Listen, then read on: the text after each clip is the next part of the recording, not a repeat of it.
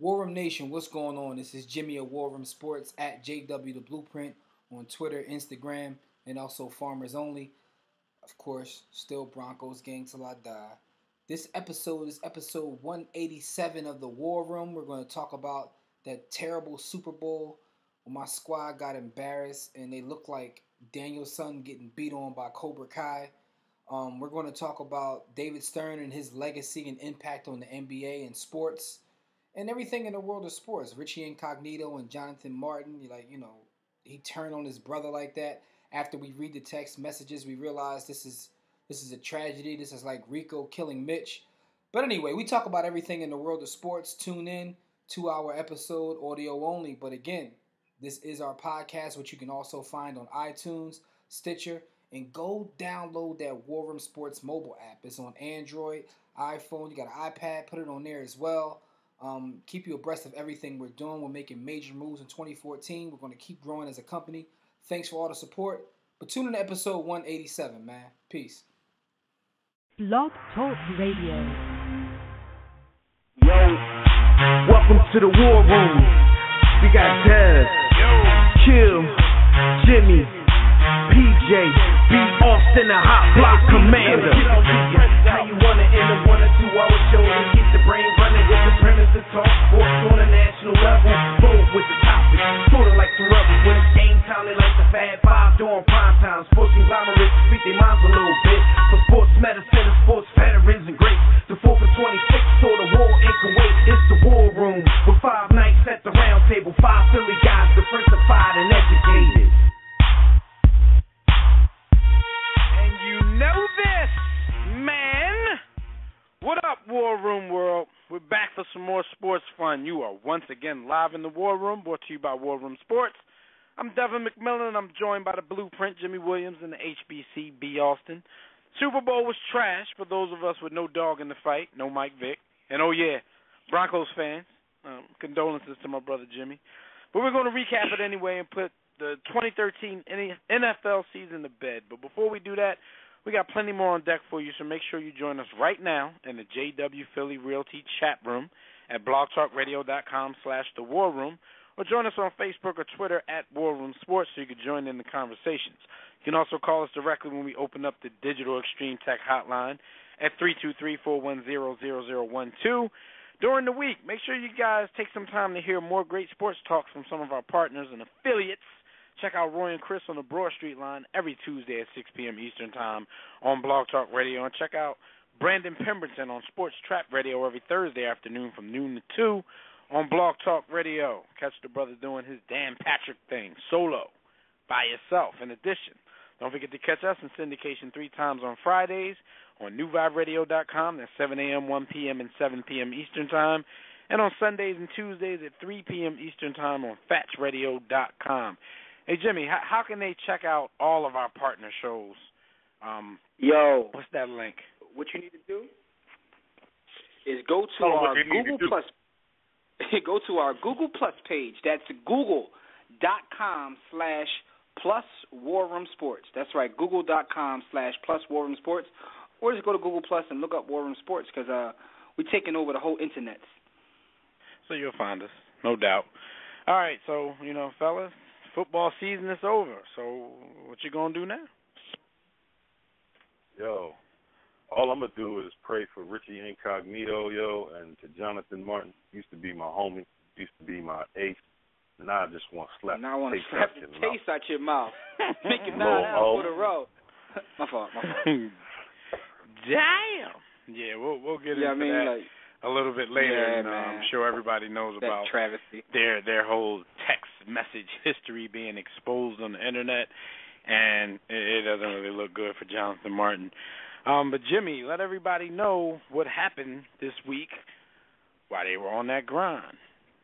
Absolutely. And for those who don't know, While You Were on the Grind is brought to you by DirecTV. If you like a better TV experience than cable has to offer, which includes the NFL Sunday Ticket, listen, we know the season is over. Get into the groove right now before next season so you can learn the channels and whatnot. But also, make sure you get DirecTV so you can get the ticket. And this is not the Red Zone channel. Those are 2 different things. Please believe it. But go to warroomsports.com, look at the DirecTV logo, click on that, and you can get the hookup Master P voice. No doubt. Gentlemen. I'm tripping. I'm supposed to be letting them know what's happening on the ground. You know it's all good. You know what I'm saying? Good brother. Like, you know what I'm saying? Like, yo, I saw what it was. I pick up the pieces. You know what I'm saying? Pick up the pieces. We a well-oiled machine. Did you guys hear about Tracy McGrady, man? Tracy McGrady, now that he's done with the NBA, I don't know if that's by choice, he said he wants to try baseball. So, he's trying to pitch professionally with the Atlantic League's Sugarland Skeeters is the name of the club. If you guys, if the Sugarland Skeeters sounds familiar to you, it's because that's the club that Roger Clemens pitched about 2 games for a few years back at 50 years old. So Tracy McGrady says he's always loved baseball. I hear that his fastball is clocking around 85, 86 mile an hour, but they said he has some stuff with him, a slider, a curveball. They said he got some stuff with him. So what do you guys think about Tracy hold on. pursuing he already throwing sliders and curveballs, though? Yeah, he said he got game. To be honest, typically I would slander T-Mac, but I've consistently heard through the years about his love of baseball. And, I also happen to know, I believe, allegedly, that he did well with his money. It definitely doesn't show in his suit game and the suits that he chooses. That's why he did well, because he is not spending money on his sartorial game. Not at all. But I've heard he's done well with his money, so that's what you can do when you've taken care of your financial responsibilities. You're wealthy. Talk to him. You just go and do, you kind of fulfill your dream. So I support this brother's move to baseball. If this is what he wants to do, F it, go for it. You're still a relatively young man. Yeah. Go ahead and he echoed your sentiments kind of. He said, I have money, so it's not about money. It's just something that I've always loved. And Jimmy, they said, because 85 mile per hour as a major league pitcher is not that great of a fastball. But this is an NBA forward. You know what I'm saying? So, but they said he complements his fastball with a curveball, a changeup, a slider, and a splitter. So, this professional pitchers, like I'm talking about in the big leagues, they can't do that, Hey, exactly. There's a lot of people with like 1 or 2 pitches, 1 or 2 go-to pitches. I don't believe that, I'm just going to take the stance that I don't believe he can throw all those pitches, Yeah, we're going to have to see that. I think they're doing a little bit of puffery right here, man. That's a lot of pitches. And they're talking about if they can add if they can add 1 or 2 more pitches to his repertoire, he'll be as versatile as like Matsuzaka or somebody. Like, come on, Tracy. Man. I want to see if he can add 3 or 4 miles an hour to his fastball, we might be talking about my man kind of, being in spring training with somebody. He's going to be in spring training with the Sugarland Skeeters. That's about it. But more power to him. Good luck to him just in case. You know what I mean? Maybe some lowly club out there needs to sell some tickets and they'll bring him in like they brought Michael Jordan. T-Mac, just don't quit in your team like you were known to do in the Never mind, go ahead. All right, well, keeping it in the baseball mix, this story isn't as positive. Former Major League pitcher Curt Schilling, Red Sox, Phillies, Arizona Diamondbacks. He announced the other day that he's battling cancer right now. And this was his quote. He said, "I've always believed life is about embracing the gifts and rising up to meet the challenges. We've been presented with another challenge as I've recently been diagnosed with cancer." This is crazy, because Curt Schilling, from his Phillies days, he's one of my favorites. But he had some health problems last year, I think, where he may have had like some heart problems. Now he's been diagnosed with cancer. Like, damn, Kurt. You have any thoughts? Yeah, it's very sad. Like, me and Dev had a conversation this past weekend. We were talking about how it seems like, cancer's a beast, man. Like, we've all lost someone to cancer, and it's scary just to hear the word. And it seems like it's attacking people younger and younger these days. That's a conversation we were having. Like, yo, it's cats 20 and 30 years old, getting cancer. Like, what's popping, man? Man, I got people I went to school with on my Facebook timeline who's passed from cancer, and it's kind of creepy, because their Facebook page is still up. It's crazy, man. Yeah. There's no age on this disease anymore. Not that Kurt Schilling is the youngest of all, but to Jimmy's point, there's no age on this thing. Yeah, exactly. Yeah. Getting a little scary. I don't really have any thoughts on this other than get well soon and fight the good fight. Yeah, no doubt. God bless you. All right, well, we don't want to keep the grind in a sad state, because usually the grind is where we get our JoJo nominees, and I think we have our first JoJo nominee coming up right now. Paul George, who's like a new favorite of just about everybody. I know he's a player that I like to watch. This guy, as Jimmy would say, shot the club up. But this time he shot the strip club up, as he's gotten a Miami stripper pregnant. Not only did he get her pregnant, but he tried to pay her $1 million to abort the baby. Jimmy, I think we have ourselves a nominee. What's up with y'all, man? Play that music.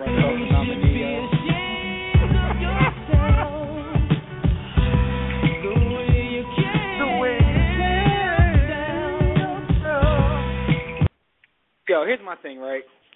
Come on, PG. I mean, every man loves Love Canal, man. It's no doubt about that. I mean, I shouldn't say every man, because that's long. And she's a very attractive lady, so but you'd be come of a on, different man. Yo, type you to a say stripper? that you wouldn't. A stripper though, cuz. Everybody who plays for the Miami Heat probably done been up in that. Hopefully, it's like, dog, she's a stripper though, B. Like, except for and Dwayne nothing Wade. against the strippers. Shout out to all the strippers who listen to the War Room on their smartphones. Yo, shout out to Myra. We love strippers, man. We love y'all, man. We love exotic entertainers of the female persuasion. Yams. Oh, yams. But there's... Oh, go ahead, yeah. Go ahead.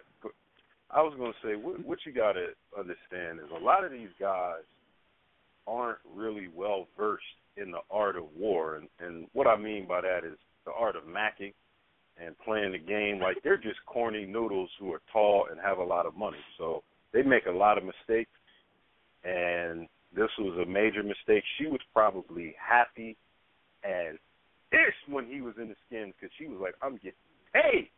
Did you see did you see the photos that she's taking holding her belly? She's very happy. She's smiling in every photo I've seen. Because think about it. Why would you take $1 million payoff when you compare that to the money that she's going to receive from this man for the next 18 years? I mean, unless he goes Antoine Walker on us or something and blows his money fast. But the investment in having this baby is way better than taking $1 million to shut up. Especially since Paul George, he's not just, your average run-of-the-mill NBA player. He's one of the NBA's newest superstars, and, his dollars are about to be large. So I don't understand why these dudes put themselves in this position, man. He probably was out with Dwayne Wade one night. I mean, it's one of those things where, when you get into that situation, where the yamage is there, a lot of times, you think with the wrong head, man. Like, I mean, we've all been there. I'm pretty sure. No, I don't even want to say that, but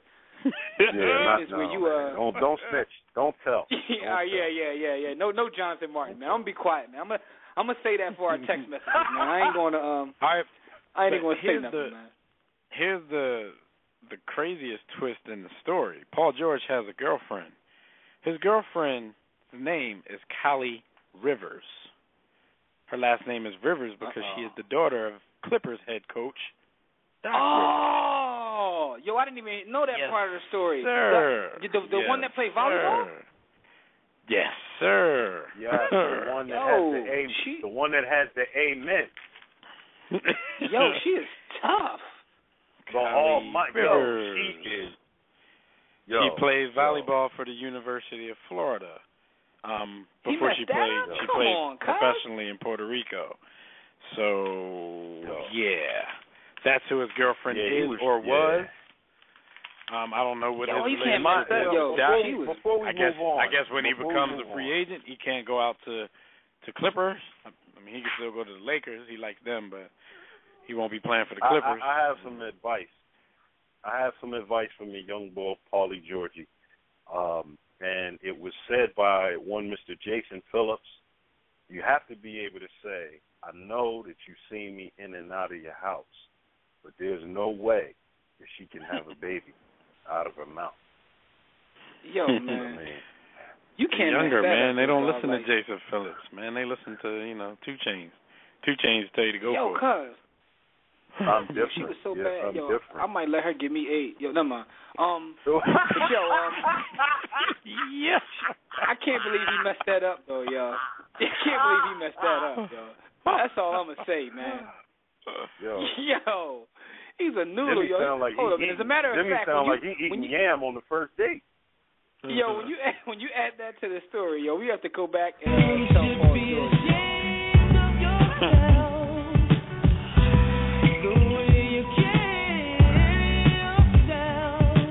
Yo, you know what, man? You might even could triple that up because you realize that what Paul George has done is messed that up for every brother. Yo, she gonna go over to the other team immediately.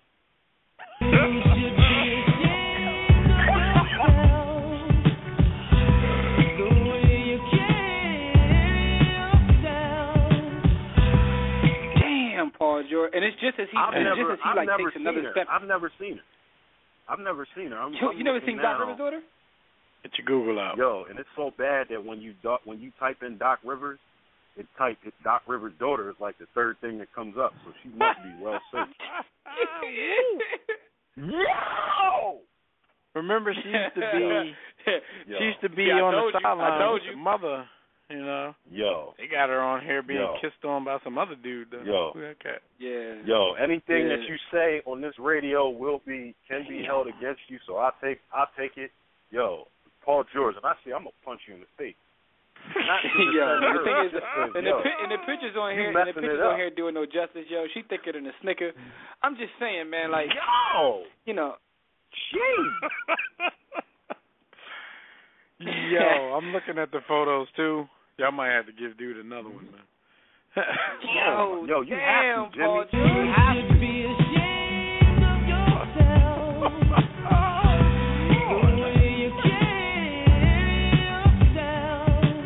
Yo, I'm looking at this young lady in a hold on, volleyball and uniform. she come from bread too. Like, you know what I'm saying? Like, yeah. So if he did blow his money fast, exactly. He ain't gonna put up with it. We got to move. He done got like 4, so I'm pretty sure.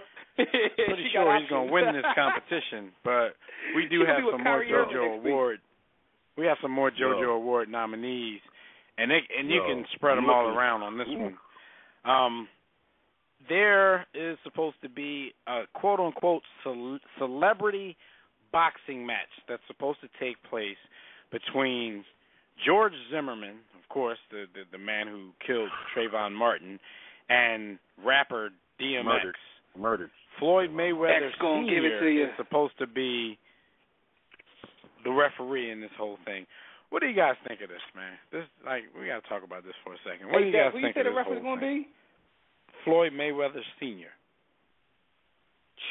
Supposedly. Because actually the promoter of this thing, I hate black people, Damon Feldman,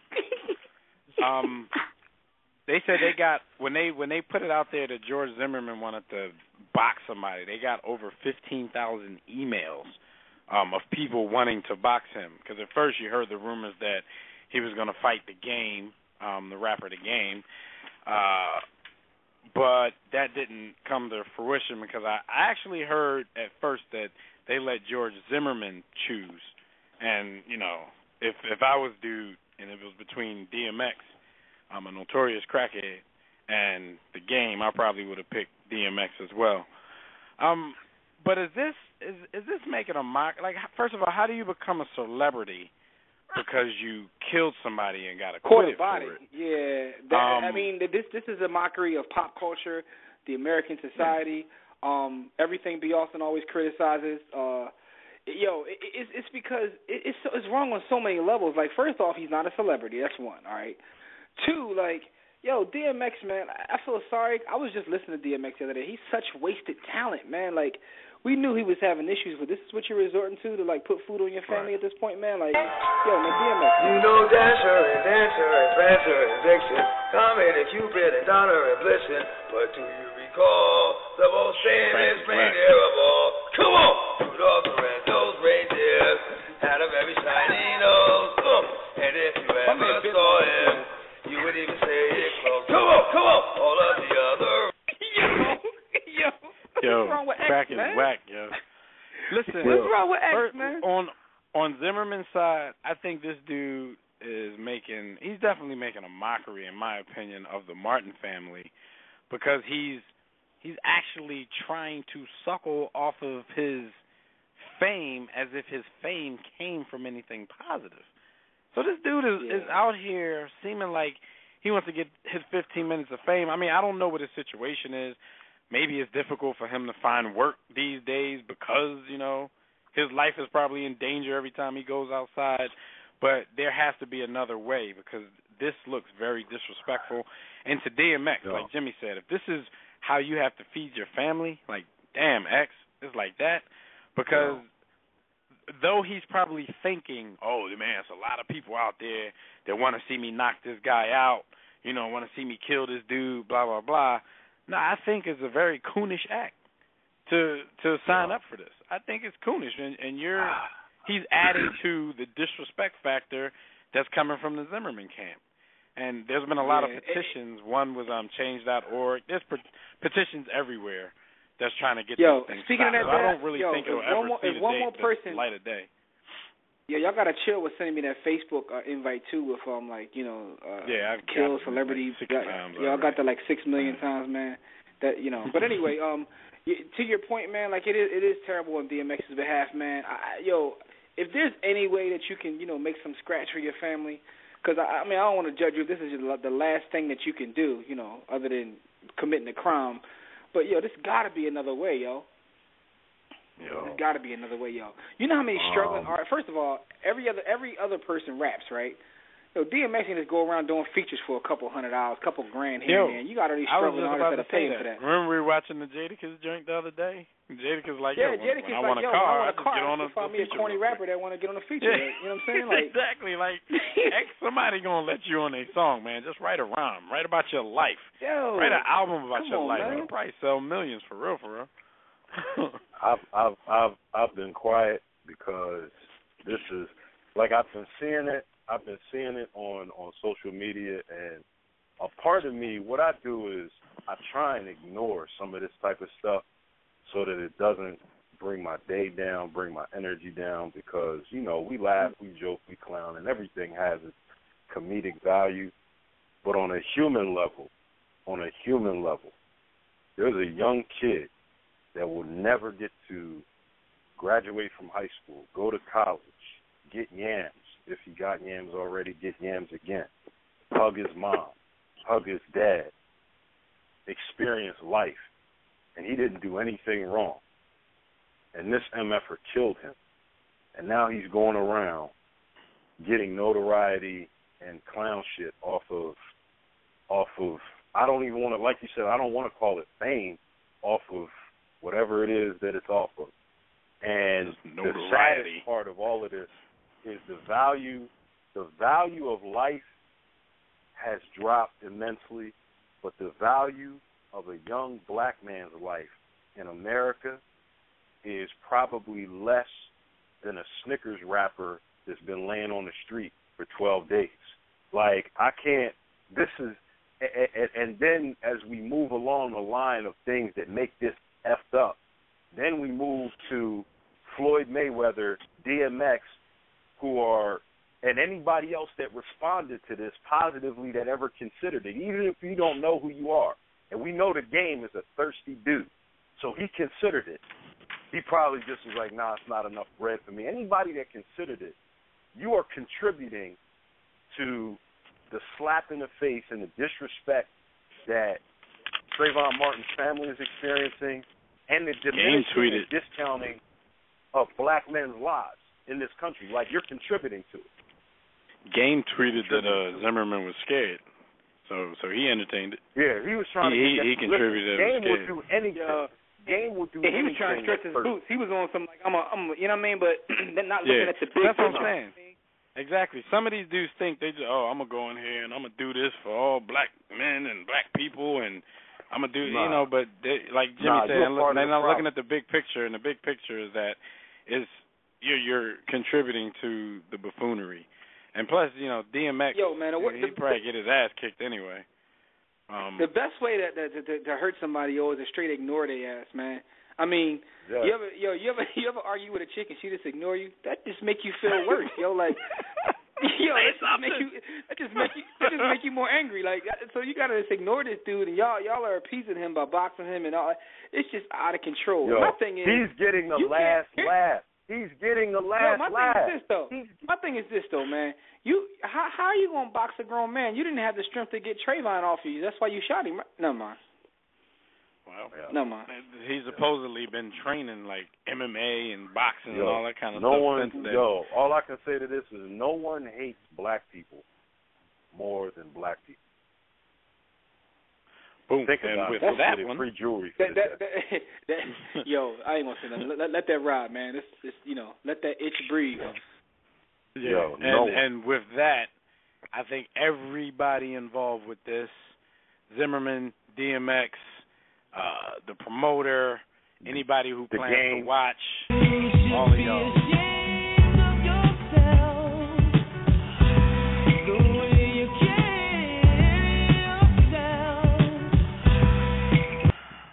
All right, Jim, let everybody know who's having a birthday. Absolutely, man. And for those who may be listening for the first time, either live or via podcast, shame on you. But birthdays are brought to you by Dr. Monique Roll of Alexandria Podiatry Associates. For the best and comprehensive treatment of injuries to the foot, ankle, and lower extremities, visit Dr. Monique Roll of APA. Treating patients in the D.C., Maryland, and Virginia area and beyond. Visit alexandriapodiatry.org or call, write this down, 703-379-0700. I'll repeat it again. That's 703-379-0700. I know y'all got to get y'all feet taken care of out there shoveling snow with, boots and all that on. So call APA, man. Don't forget, tell them War Room Sports sent you because you get a special rate. And like with all of our advertisers, man, we got the hookup, Master P Voice. Now, birthday shout-out. My birthday, yay!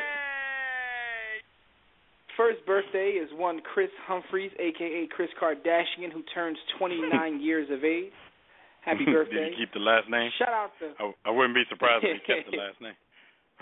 That would be hilarious. Shout out to Roger Staubach, who turned 72, Hall of Fame quarterback and real estate mogul. Yeah, cowboy, so it is what it is. Yo, and speaking of Roger Staubach, because I actually referenced him today in a debate we were having about, football. You know how people always say, well, quarterback, look who they played against. Look who the other quarterback was. You guys realize that when Roger Staubach won the Super Bowl, I think it was in 77, the opposing quarterback had, 39 passing yards and 4 interceptions. Damn. Just a random fact. How do you throw for 39 yards in the Super Bowl? Anyway, also, Roger next Staubach birthday. just endorsed Troy Aikman for the GM job in Dallas, even though, Jerry Jones he's never loosening his grip on that.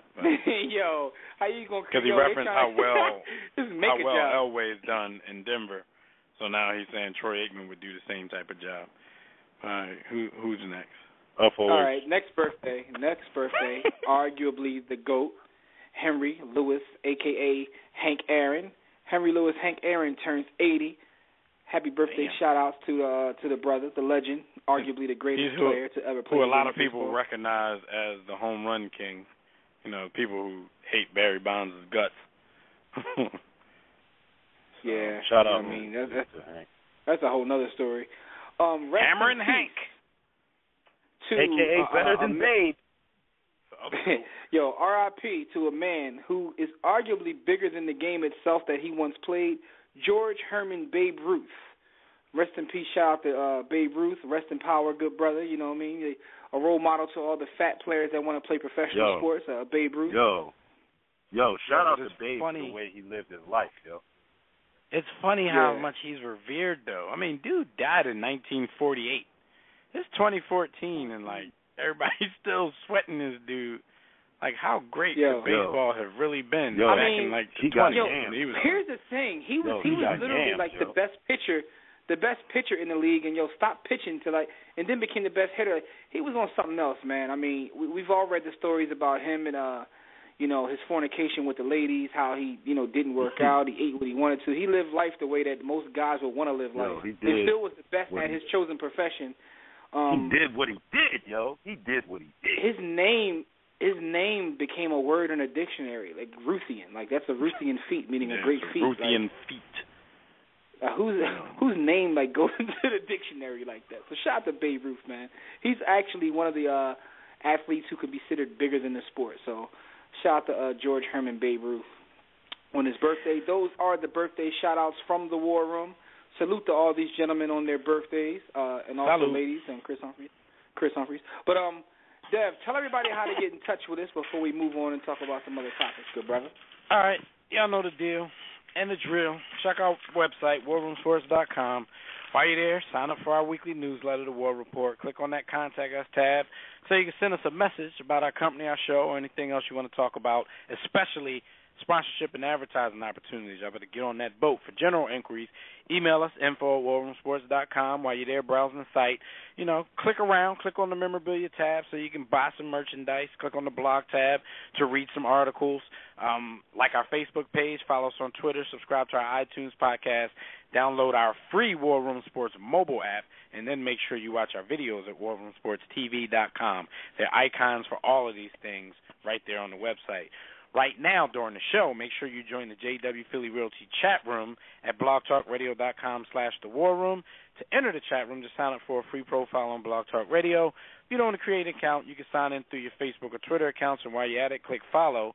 To get updates and reminders about the show, we'll be taking questions, reading posts from Facebook, Twitter, and the chat room during the show. But if you want to call in and speak to us live, dial the Digital Extreme Tech hotline at 323-410-0012. Press 1 when prompted. If you already listen from your phone, just press 1 if you want to talk. And the only thing going on in the chat room right now is Skyview Kev bashing Jimmy because he's a Raiders fan. And, of course, Jimmy's a Broncos fan. So, Yo, man, I don't take slander from no Raiders fan, man. I can take slander from a lot of people, but not from a Raiders fan. Like, yo, do I need to post the scores the last 4 times we played each other? All right, I thought not.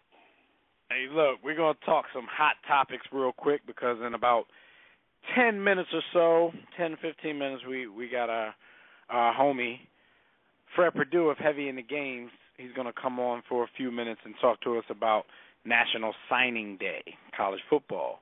So, Jimmy, let everybody know real quick who these hot topics are brought to them by.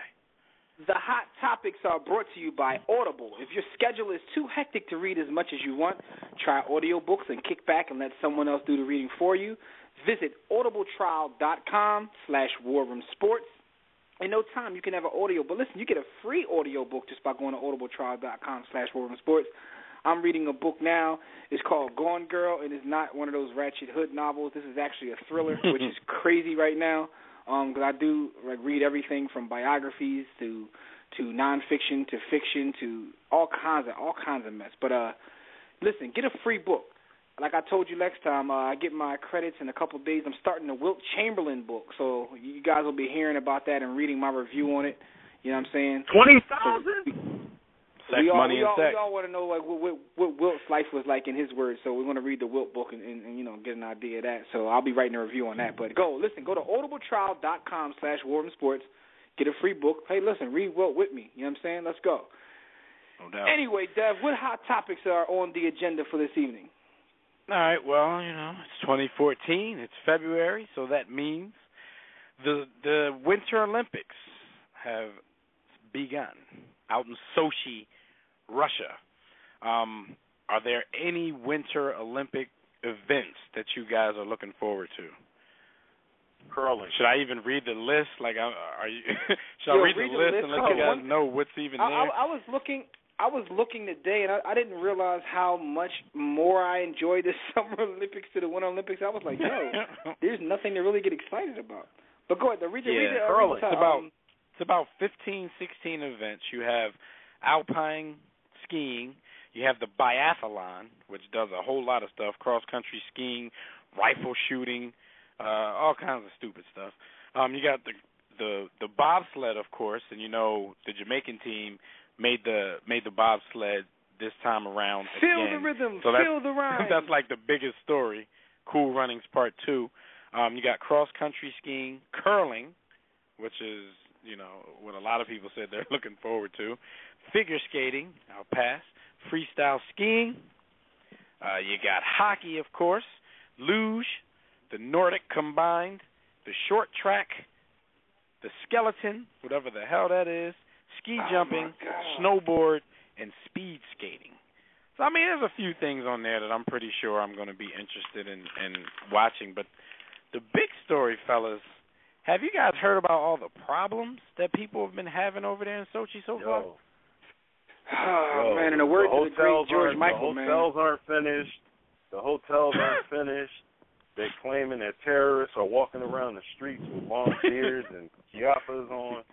Homosexuals aren't allowed. Is about the homos are not allowed. KGB agents are in on every corner. Yeah, it's nuts. Yo, okay. Dev, I ain't gonna lie. I fell asleep while you were reading the topics, man. In the words of the great George Michael, man, wake me up before you go, because this is a stone cold sleeper, yo. There is really nothing I want to see. I could probably try to make up some stuff like you were getting ready to. Like, there are going to be a couple. You're trying to be politically correct. Yo, there's nothing you really want to see. You don't want to see none of that trash, man. yo. You are going to tune in when the Jamaicans take the bobsled and slide down jokes, that damn. That's all I'm doing it for. I didn't ask you why you were interested. I just asked you what you were interested in. Yeah, this is true. I'm cracking jokes all day. You're going to tune in to see Lolo. You're going to tune in to see Lolo go down the slope. I probably won't. Because, I probably won't, actually. She put on an extra layer of cake. How about, but she got an extra layer of clothes on, too. It's cold over there. Nobody want to see that. No, they were tight. But no, that's crazy when the problems in the city are the more interesting story. Yo, they got billions of dollars. I think it's something around $51, $52 billion to put this spectacle on. Did they pocket the money? Because like B. Austin said, there are literally hotels that aren't finished. There are a bunch of people sitting around in hotel lobbies. Rooms aren't ready. I'm talking not just media and fans and family. I'm talking the Olympians. Shaun White tweeted. If you go to Twitter, it's not a hashtag. They actually made a Twitter account called Sochi Problems. And if you look at that and look at some of the photos on there, it's hilarious.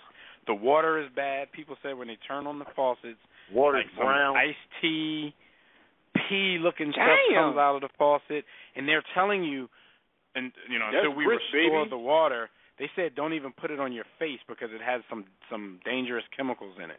Like, how are you going to live over there for that many days if they're telling you not even to put the water on your face? How they win the bid to host the games there? Like, yo, they got the bid and then kept the money because. How are hotels not finished? The games begin today. If you look at that Twitter handle that I was just telling you. Millions of money. Yo, they had hotel. One person tweeted, said, "This is my hotel. It doesn't have a lobby." And they show, like, all these places look like they've been ransacked by a hurricane or something. People are showing their rooms and the hallway to get to their rooms. It's just unfinished. And on top, and stuff everywhere. It's crazy. On top of all that, the cost of food and just regular goods, my man tweeted, I paid $55 for a turkey sandwich, some chips, and some water. Damn! Yo, somebody else tweeted a photo of some kind of sauce they had with their food. Had a big-ass roach in it, just sleeping inside the sauce. Oh! Yo! You can't trust the Russian. Yo, come on, man. You don't trust the Russians. Yo, man. Go look at this Twitter handle. Rocky everybody told us out there. Years ago, B.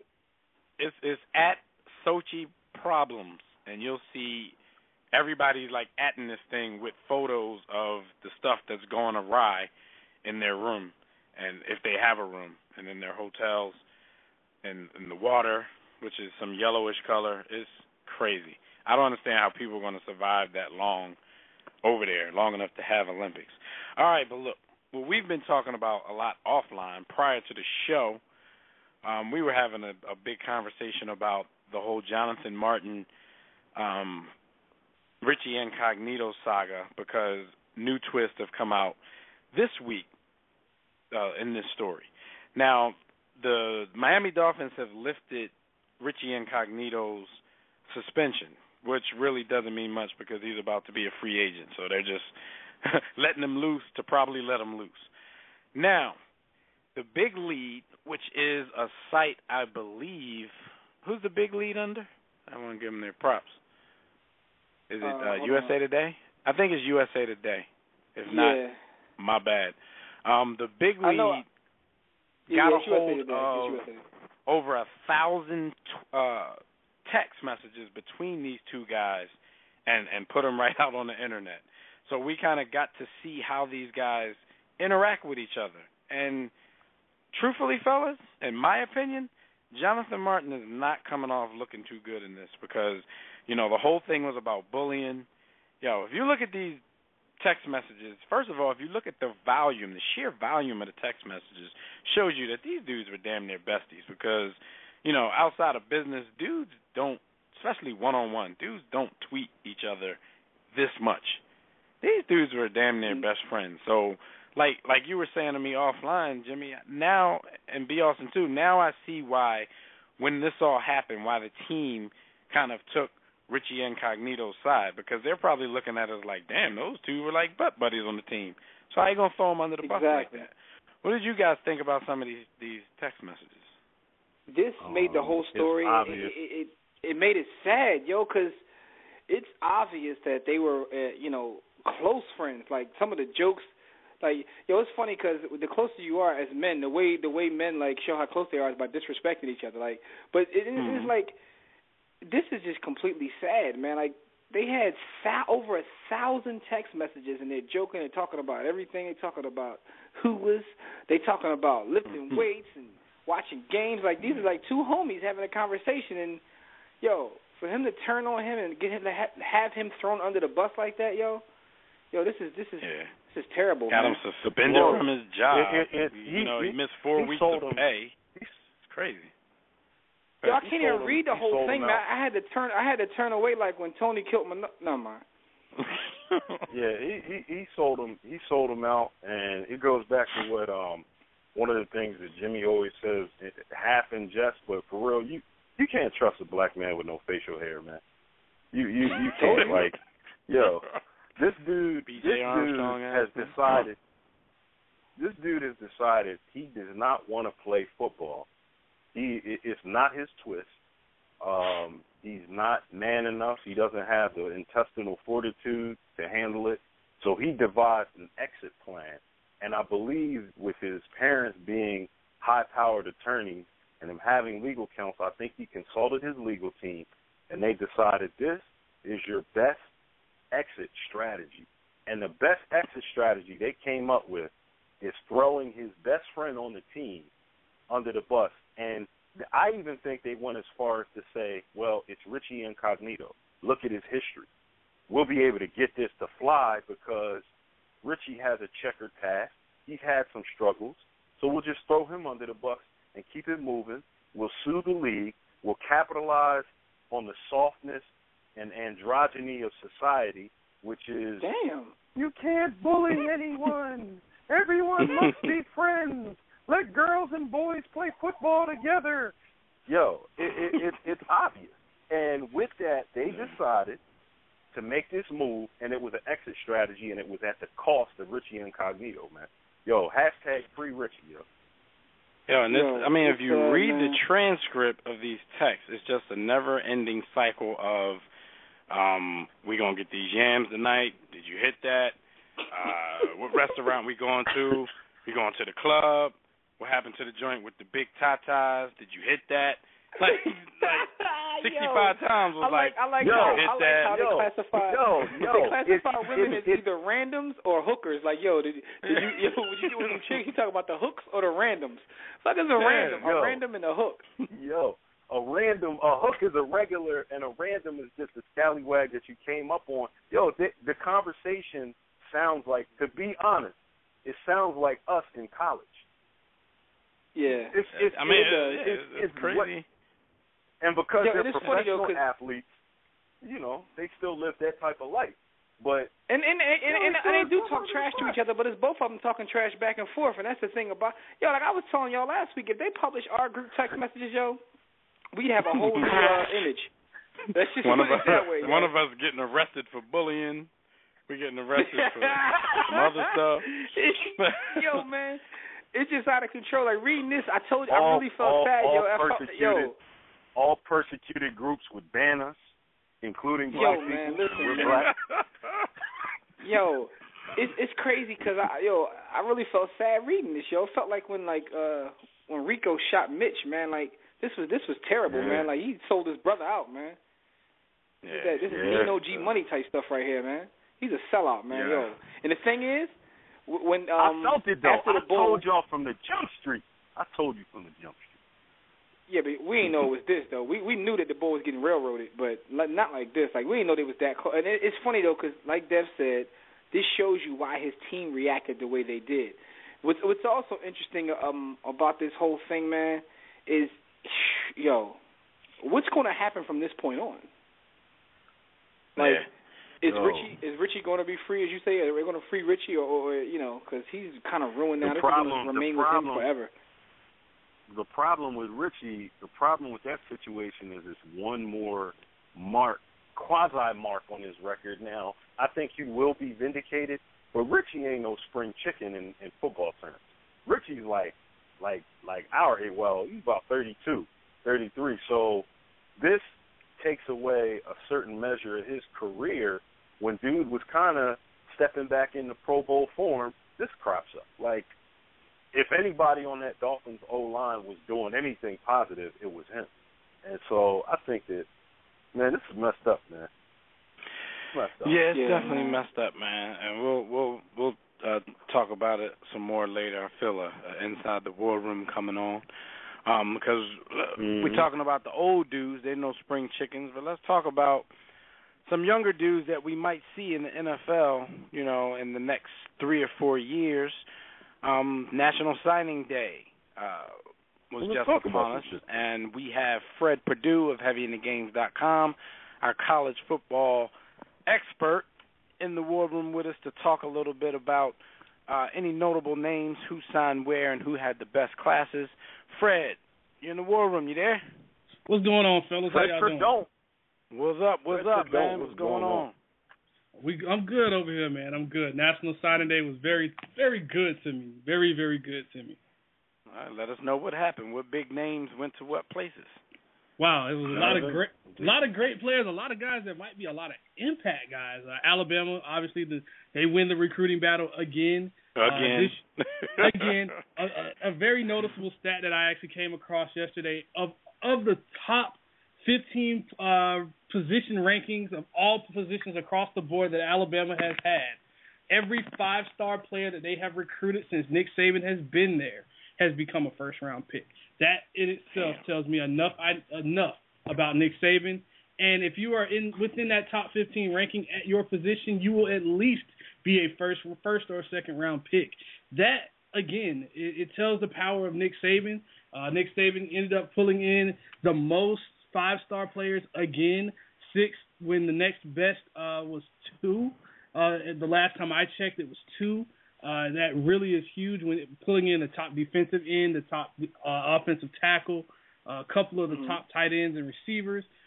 Nick Saban really pulled in a great group, as well as they pulled in one of the top quarterbacks right out of the backyard of Oklahoma in David Cornwell, 6'5", 260 pounds. This guy he reminds me of Ben Roethlisberger a little bit.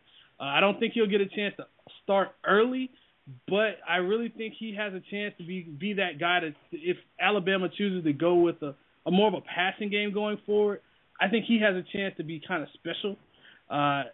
Alabama has lacked that really great quarterback since Nick Saban's been there. They have that game manager, whoever you want to take in, A.J. McCarron, John Parker Wilson, Greg McElroy, whoever you pick. They're really ultimately game managers. They're not guys that you want slinging the ball 30 times a game. You want to run the ball. Fred, let me ask you a question.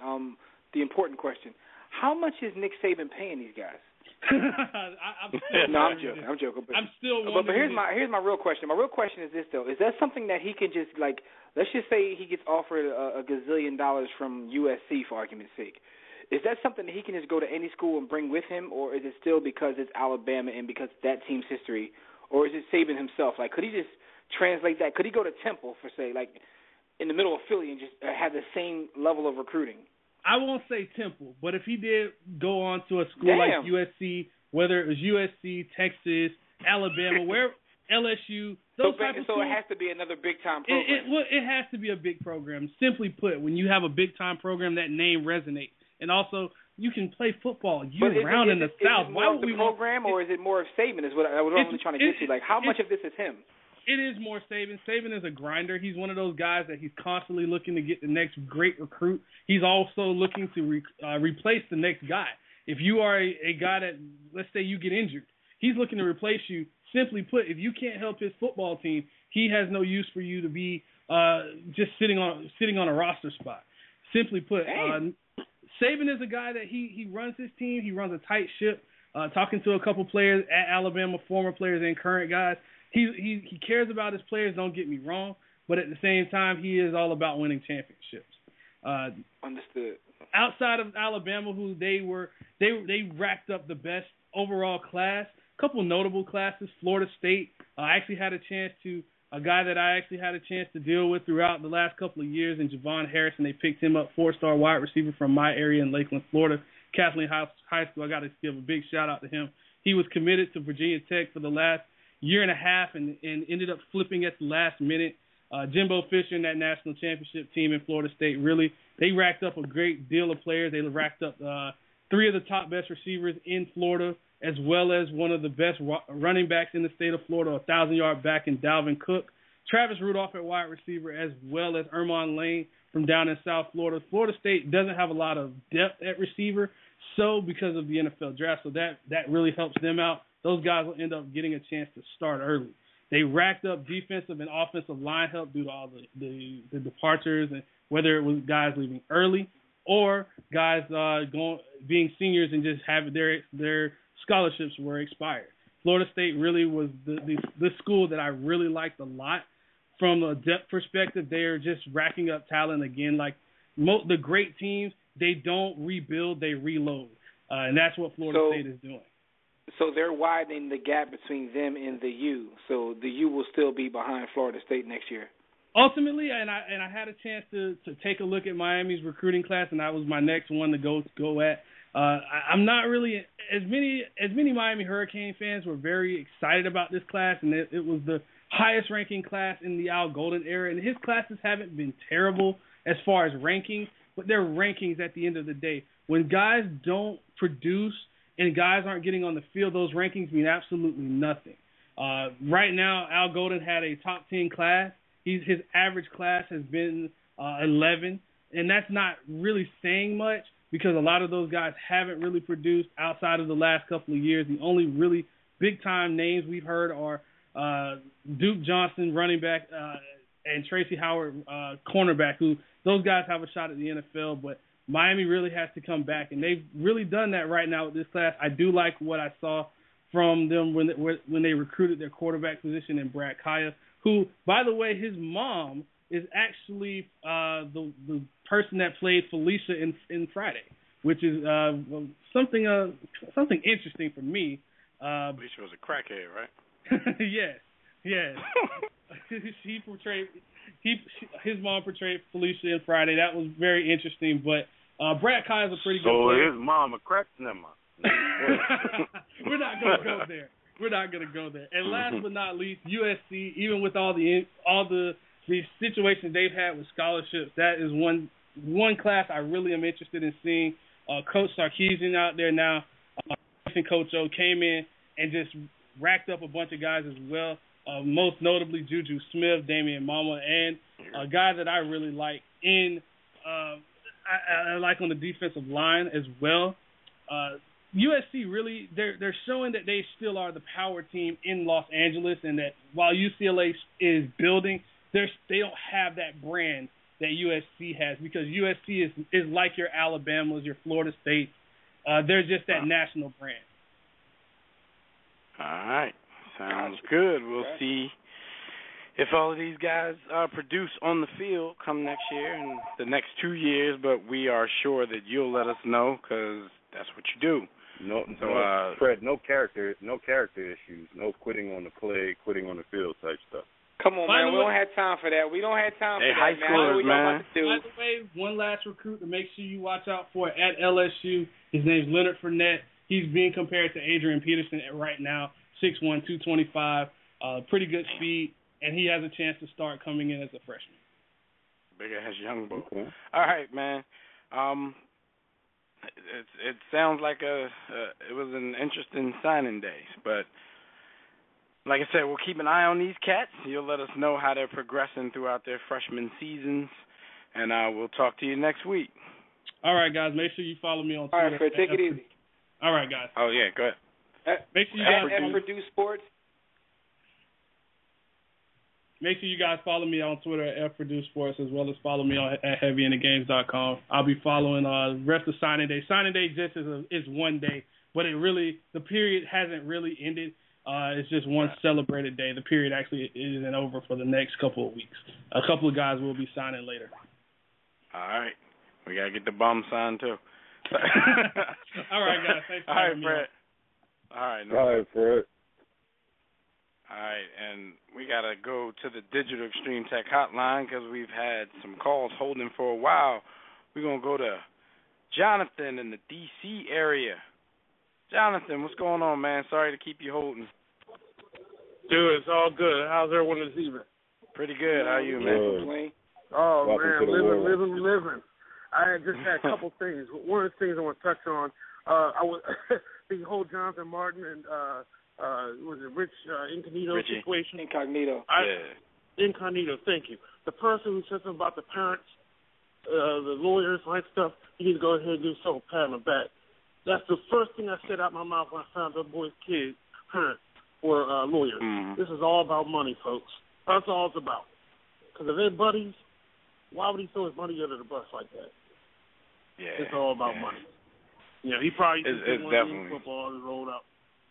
Yeah. I just don't understand it, man. Oh. Looking at these messages, I'm like, yo, this is just two homies talking. This is, what they do. Exactly. And it's turned into something that it shouldn't have turned into. But what else you got?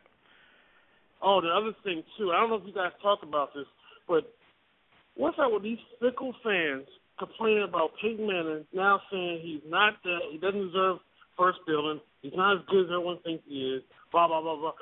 Are they taking a shot at Seattle's defense? They didn't realize Seattle had one of the best defenses ever to play. I mean, am I right or wrong? That's a great point because everybody, I mean, you know it, man. You hear the people talk beforehand. People were waiting for Peyton Manning to fail so they can say this stuff. Most of the people that you hear say that, if Peyton Manning was to come to their team, they'd love the dude. But yeah, exactly. I think you're right. I think everybody who's talking like that is definitely slighting Seattle's defense because we talked about it on our webcast the other day. There was nobody, no team, no quarterback in the league who was going to beat the Seattle Seahawks that night. Nobody. No. I don't care who you are. Nobody was beating them. In the value of ranking defenses. Now, people like to say, they're going too far. You're going to rank them with the 85 Bears or the 2000 Ravens, or in some cases now the 2002 it was the Tampa Bay Buccaneers. I keep hearing that now. Yeah. But my question is, why not? They were that good this year. I mean, no. Yeah. We've been pondering that question ourselves, and later on in the show we were going to hit on that and see. I was going to get the fellas' thoughts on where they might rank them if they indeed think this is an all-time defense. They definitely had an all-time performance in the Super Bowl, but it's when you sit back and think about it, it's not the first time that they played like this. They've been playing pretty well all year, and they definitely saved their best for last. So it's definitely a question. It's not one of those things how people like to say, is this even a question? It's a question. It's debatable, whether they're up there with some of those teams. So, yeah, that's definitely a good point. Definitely a good point. Right. Yeah, that's, you guys hit on the button, and thank you for giving me an opportunity to chat. Oh, my colleague, he tapped me on my shoulder. He said one more question. He wants to know if that team if any of those team members were to leave that Seattle team, would they be able to find success elsewhere? I think that's a good question. Would they be successful in another team like a Sherman with a Jacksonville team, or Earl Thomas and any other Jets or something? Would they be successful, or do you think they're better collectively? That's definitely a good question. I think they're better collectively. It sounds a little cliche, but you hear everybody talk about everybody who's interviewed these guys. They talk about how close they are, and it's a little cliche to say these guys are family, but they really do like each other. They just don't go to work and work together. So collectively, there's a few people on the team that'll probably go anywhere and be pretty good. Your Richard Sherman, Earl Thomas, people like that. But I think the greatness of this defense is in the collection. But you know what? It also depends upon exactly where they go to. Like, there's so many variables with that question. Like you said, Jacksonville just throwing a team out there. Gus Bradley, who's the head coach of Jacksonville, he drafted most of those guys. He was the defensive coordinator in Seattle from like 2009 up until he got the Jacksonville job, which was like last year. So, they run the same system, believe it or not. It's just that Jacksonville doesn't have the same players yet. But he's trying to build he's trying to build the same way down there. So he's responsible for a lot of these guys being with Seattle to begin with. So I guess it all depends upon where they go. You know what I mean? Because each team has their own system, and football is the consummate team sport. Like Dev said, the collection of these guys on one team made them special. In terms of just having success, though, I think it all depends upon, what situation they fall into. The two players already came out and said they'll take less money to stay on that team. Golden Tate, I think, said that today, that probably answers and the question Michael right Bennett. There. Golden Tate, and Golden Tate is saying that it's not like people are going to be kicking down his door offering him money anyway, so he better take that pay cut. I think most of the players. I think most of the players on that defense would be pretty good standalone. I think if you look at the front four, a lot of those guys on that front four have had a measure of success in other places and kind of reached the middle of their prime. Yeah, Cliff Averill being a standout example. I think Wagner would be an example of a guy that would do well. But, yeah, collectively, it's the perfect storm. Right. Jonathan, man, thank you for the call. Fail to the dead no problem. We appreciate your support. Man. I do that right, John. Before you go, John, let's get an early season prediction. What do you think about your own team next year? Oh, next year 14-2. Wow, let's see, man. They got $30 million and $20 million in salary money. Dan Snyder's going to blow it on top over-ranked player because now he has a yes-sir coach. I don't see us doing that next year. Yes, okay, I respect that. I said it. Okay. I don't see us doing that next year. I just want to get that on the record. That's all, good brother. Until you get a full this is just my thoughts. Until you get a GM, a full football GM, there's nothing else to talk about. No doubt. Sound like the Cowboys. Yeah. Who is all that? Right. No doubt.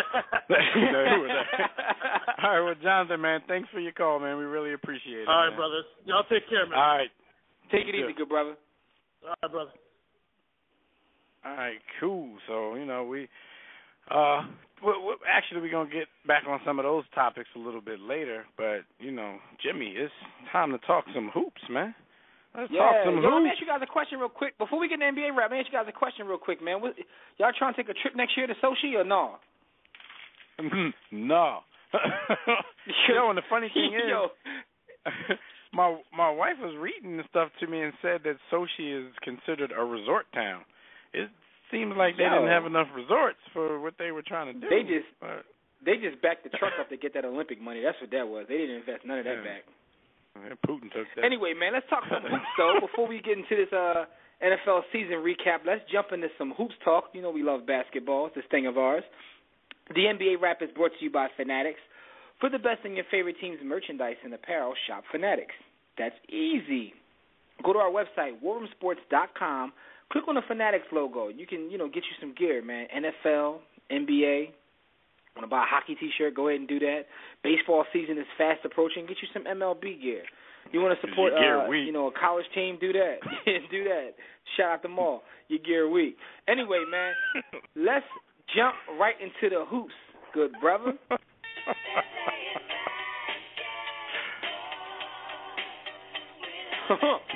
Yo, and one thing before I forget, shout out to JT and the crew over at Ranked Top 5 Sports Talk Radio out in Chicago. Yo, that pop. We had the Sunday night wager this year, just like we had the Monday night wager 2 years ago. The Philadelphia Eagles beat the Chicago Bears, so this time they had to pay up. And, brother, we have received the Garrett's popcorn. The 2 deep dish pizzas came today, so we got to find a way to cook that up and split it up amongst the brothers, and we can't wait to do that. So shout out to those guys out there in Chicago. All right, let's talk some hoops. Yeah, man. Yo, man, that popcorn is something special, yo. It's the best thing. Yo, that's the best thing to ever come out of Chicago, yo. Yeah, we it might be awesome, like 4 kernels. It's like 4 kernels for you.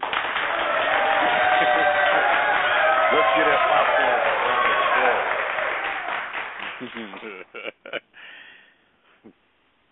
All right, so yo, man. Anyway, man, let's jump into some basketball. By the way, we were Curtis Blow. That's a dope song. We do love basketball, but your lyrics is weak. Anyway, no bar. NBA Players of the Week were Paul Millsap and Dev's favorite name to pronounce, Goran Dragic. Yo, I put that down. Remember, Paul Millsap was last week. It's Kyle Lowry. Oh, that's right. It's Kyle Lowry. Yo, Michael Lowry. Kyle Lowry, right? You're right. Paul Millsap was last week, the underrated Paul Millsap, but it's Goran Dragic, who is Dev's homie. But let's talk about Kyle Lowry because Kyle Lowry gets disrespected left and right all across the league. Yo, what's going on, man? It's like, did they blackball my man Kyle Lowry or what? Man, did you see last night? Did you see the 3-point shot that he hit? Clutch joint. Yo, they said he Reggie Millered the dude. Called a somebody point foul. Shaving, yo. He runs up. Yo, he wasn't even that angry. He ran away from the ref, but the refs think when you run away from him, you're trying to show him up. He didn't, run, hop around, look angry. He just was getting his bearings, ran down the court.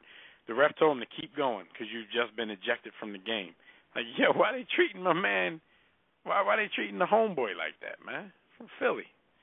Yo, what made it funny is like Tim Donaghy, and we all know what Tim Donaghy is notorious for. Yo, he even tweeted like, yo, that was a questionable call.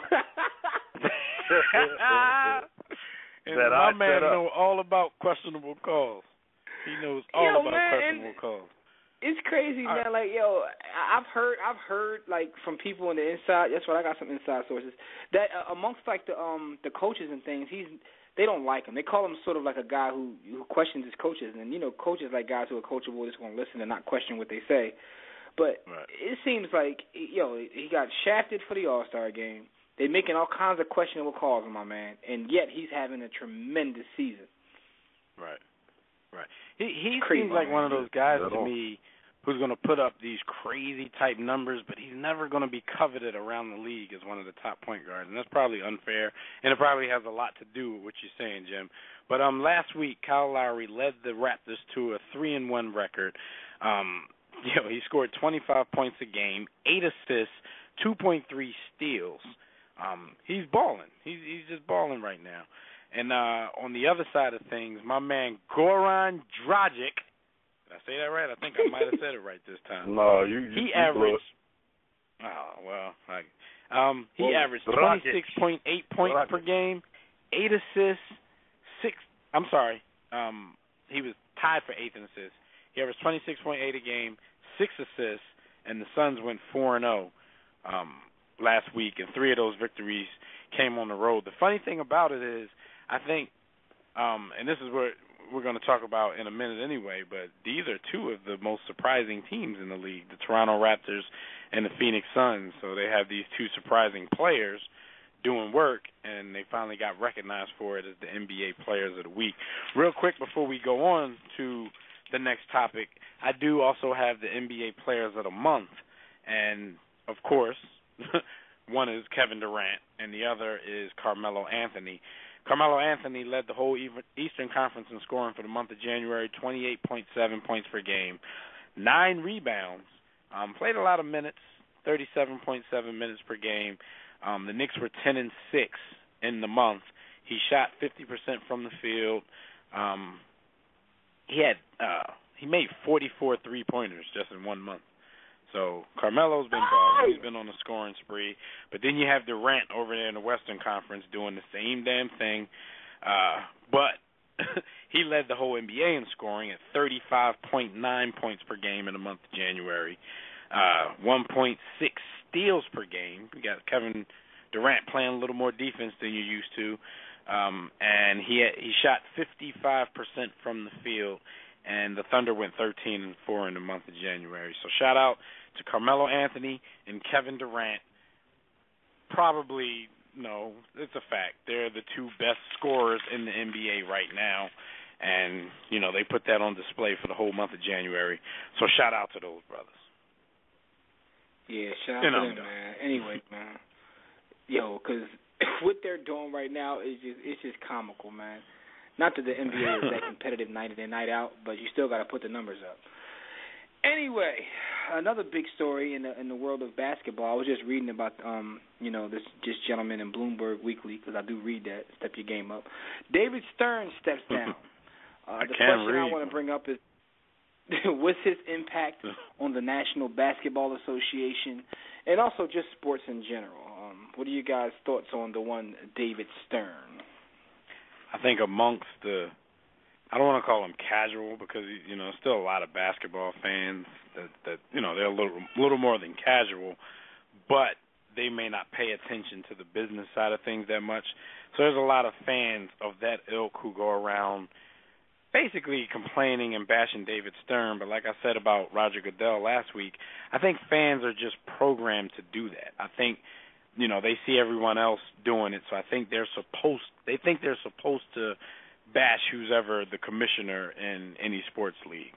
But to tell the truth, throughout his tenure as commissioner, like, David Stern has made this thing of ours, at least on the money side of things, he's made it into a financial cash cow.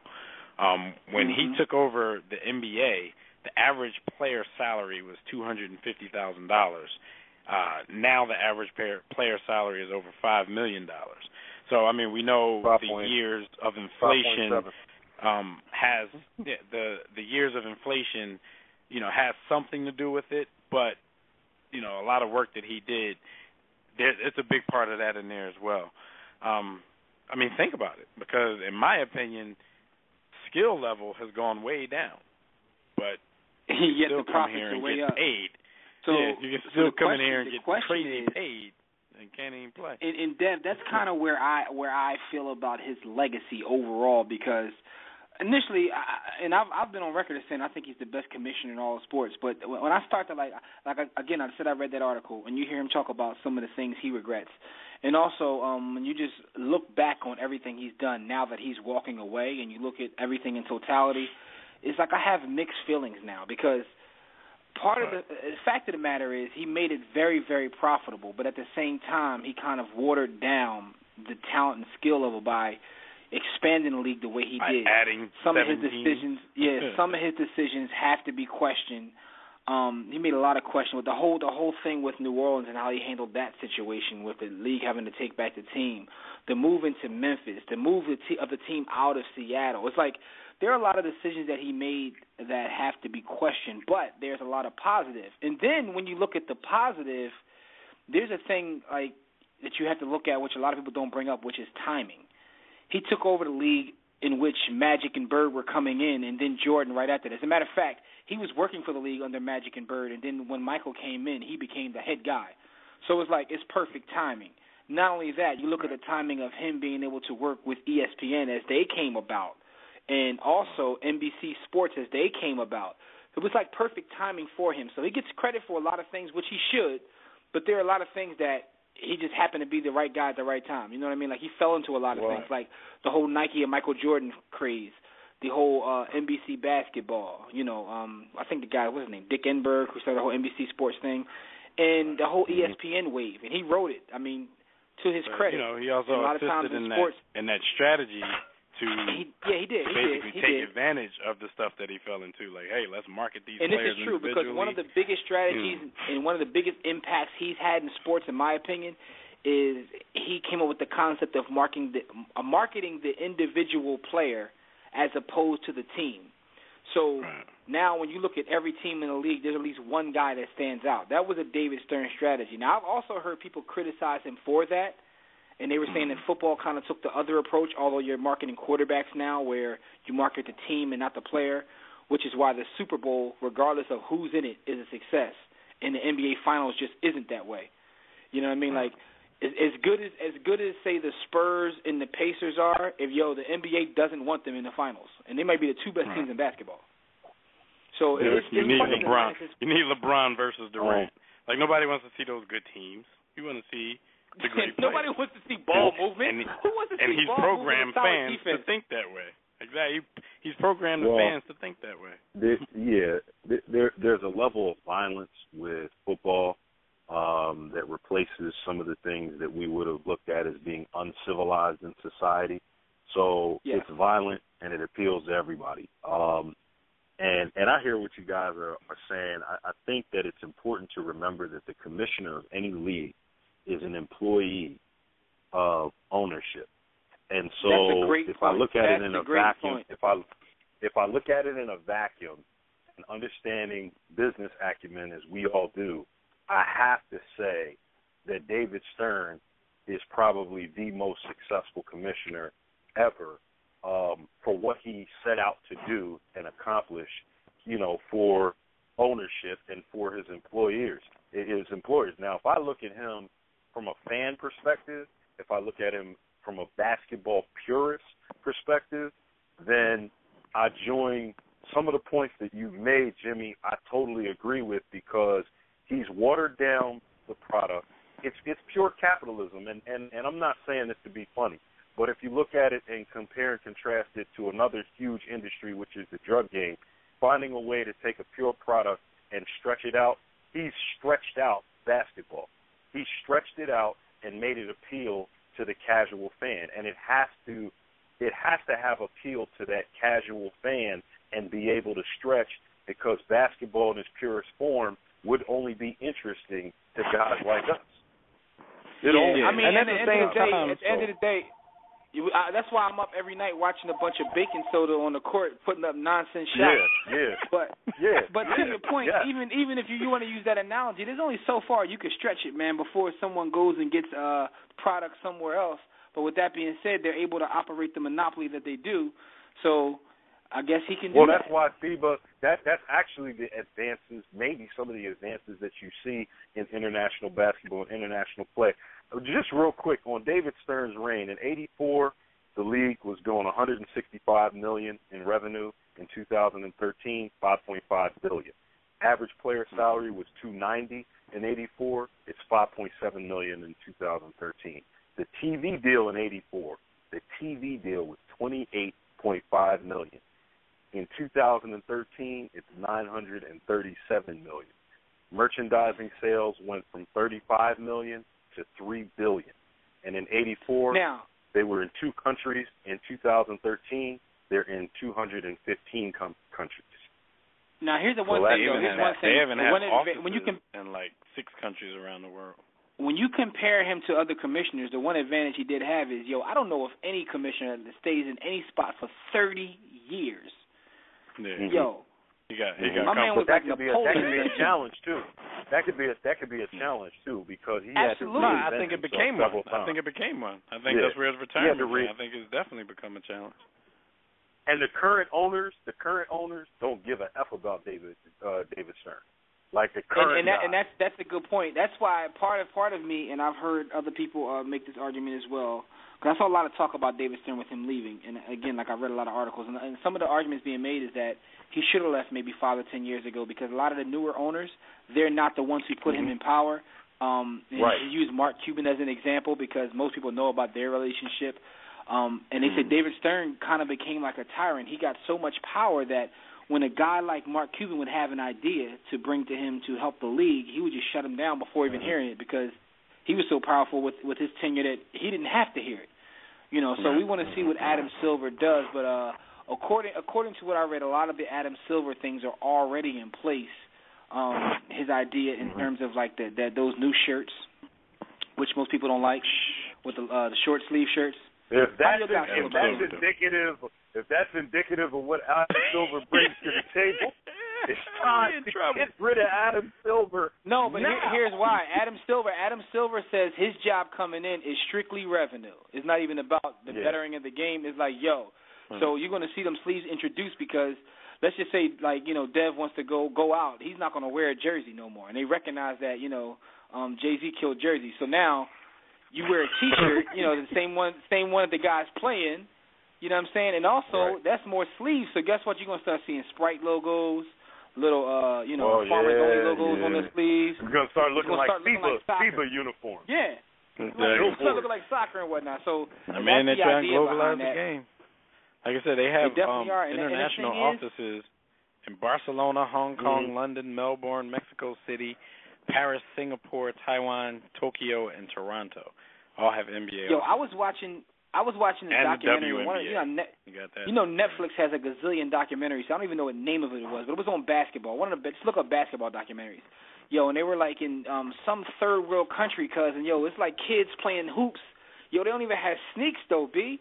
They out there barefoot in the middle of traffic shooting hoops because they love basketball. It's amazing to see how across the world basketball is just loved. We love football so much, and when you talk to people online who aren't from America, they don't give a S about football. They be like, no one cares. They don't care. It's like we love it. We love it so much. We adore football so much, and we talk about our bowl like it's the be all end all. But if you're a worldly citizen, nobody care about football but us. Soccer is Jimmy, I want to ask you a question. They feel disrespected when we call it football, B. Austin. Oh, yeah. Soccer's winning. I want to ask you guys both a question about the game being stepped on and the amount of baking soda that's been added to the product. Real talk. Is that going to eventually be the downfall of the game? Is that eventually, because like football, you can see we've actually come up with a plausible case where football could disappear. In 20 years, in 40 years, football could go away.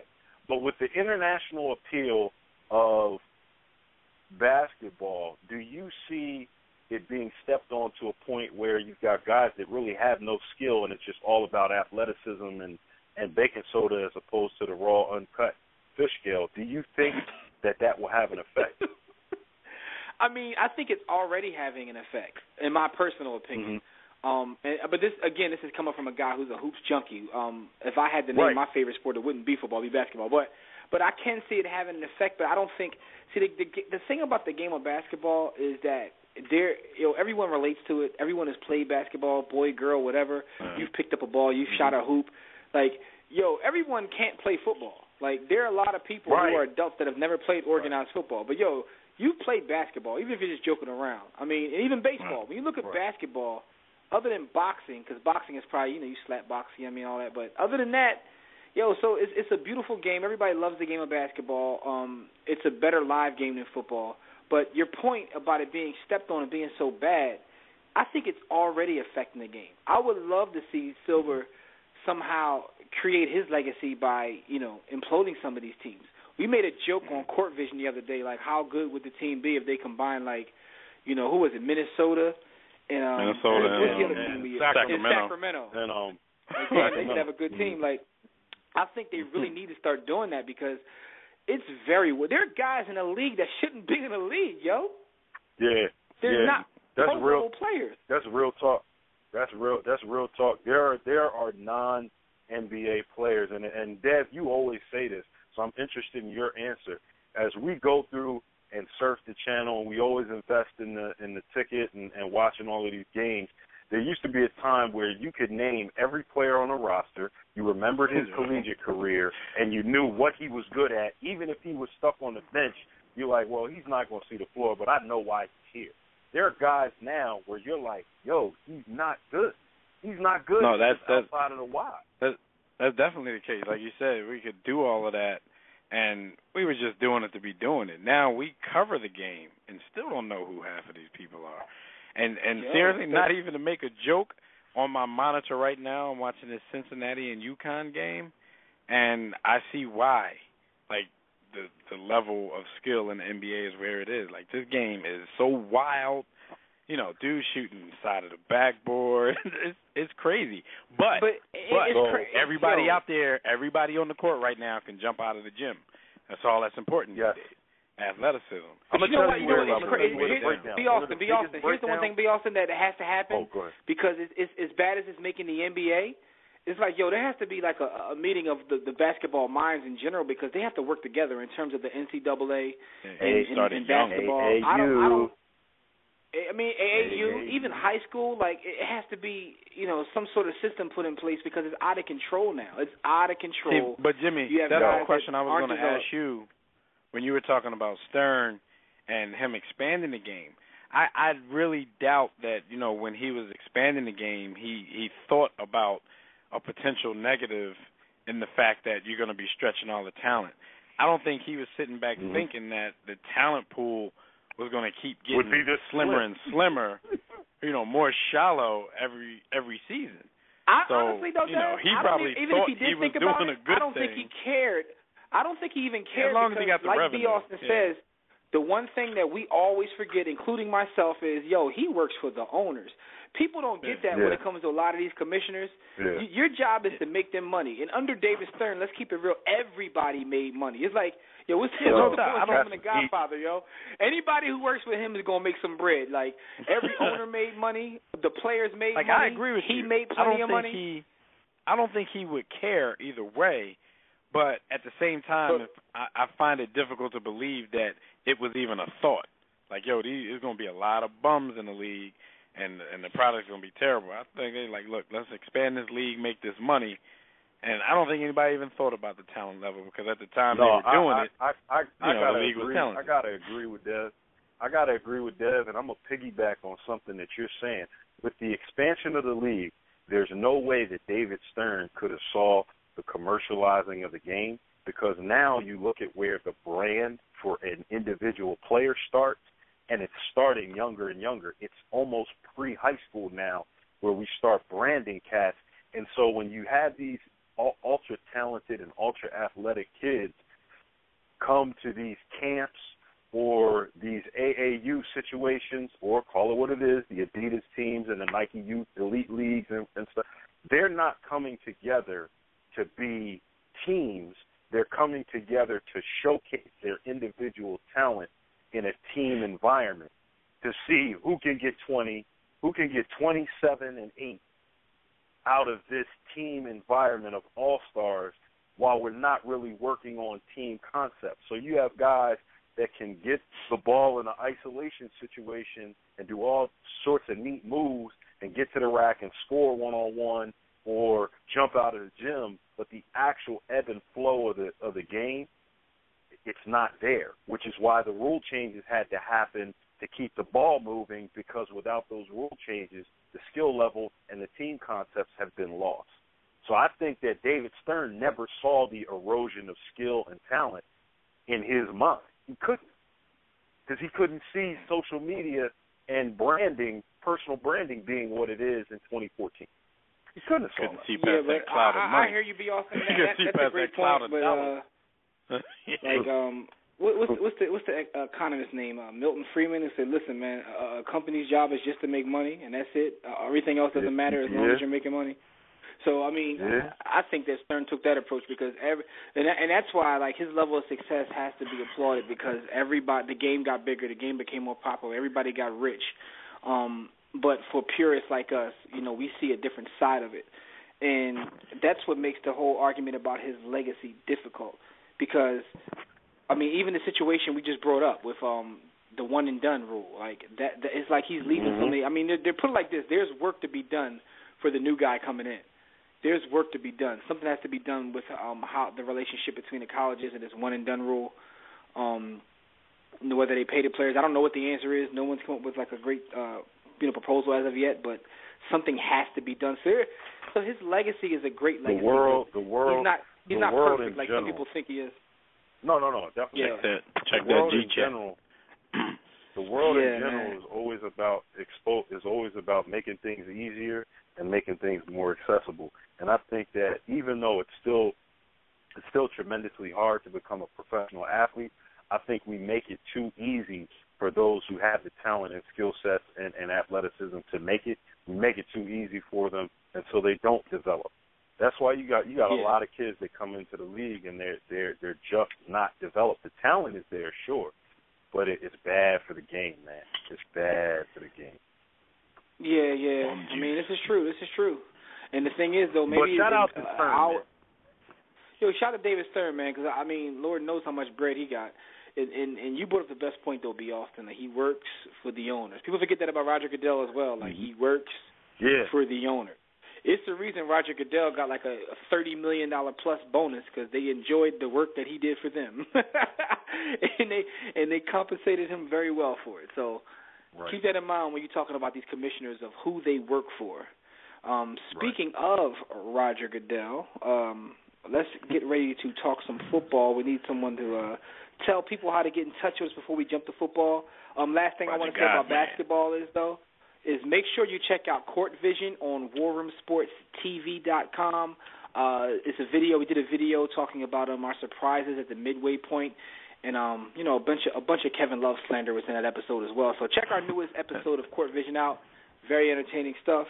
But before we start talking about this bowl, which we have to get out the way, please, because I don't want to talk about it anymore, Dev, how can people get in touch with us? Real quick, and also that episode had our all-star snubs, so like Jimmy said, definitely check that out.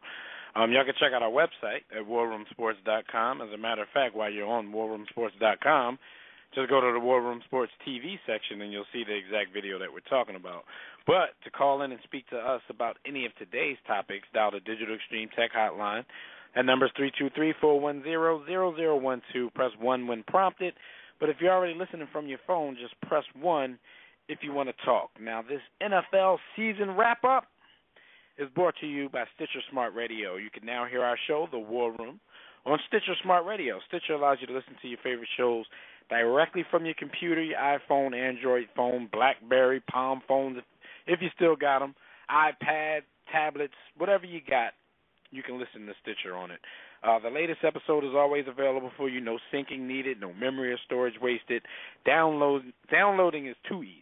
Just click on that Stitcher logo on our website and listen, or you can download it to your mobile phone directly from that page. But before you do, enter the promo code The War Room when they prompt you to.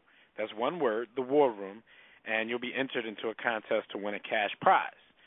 Stitcher Smart Radio, the smarter way to listen to radio. And to my man Jimmy's detriment, we're going to talk about this Super Bowl one more time.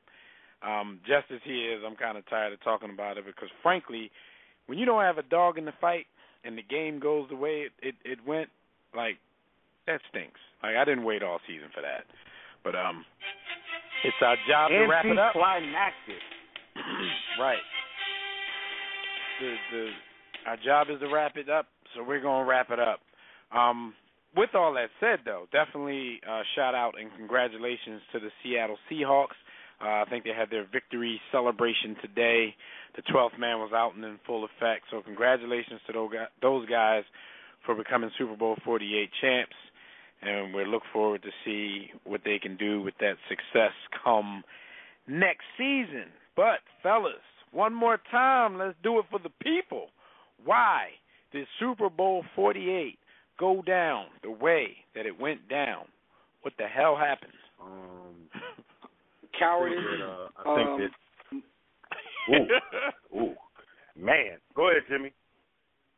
No, I think it's a lot of things. I think that first play, that safety, changed the entire game. I know people got mad when I said that, but I mean, tone.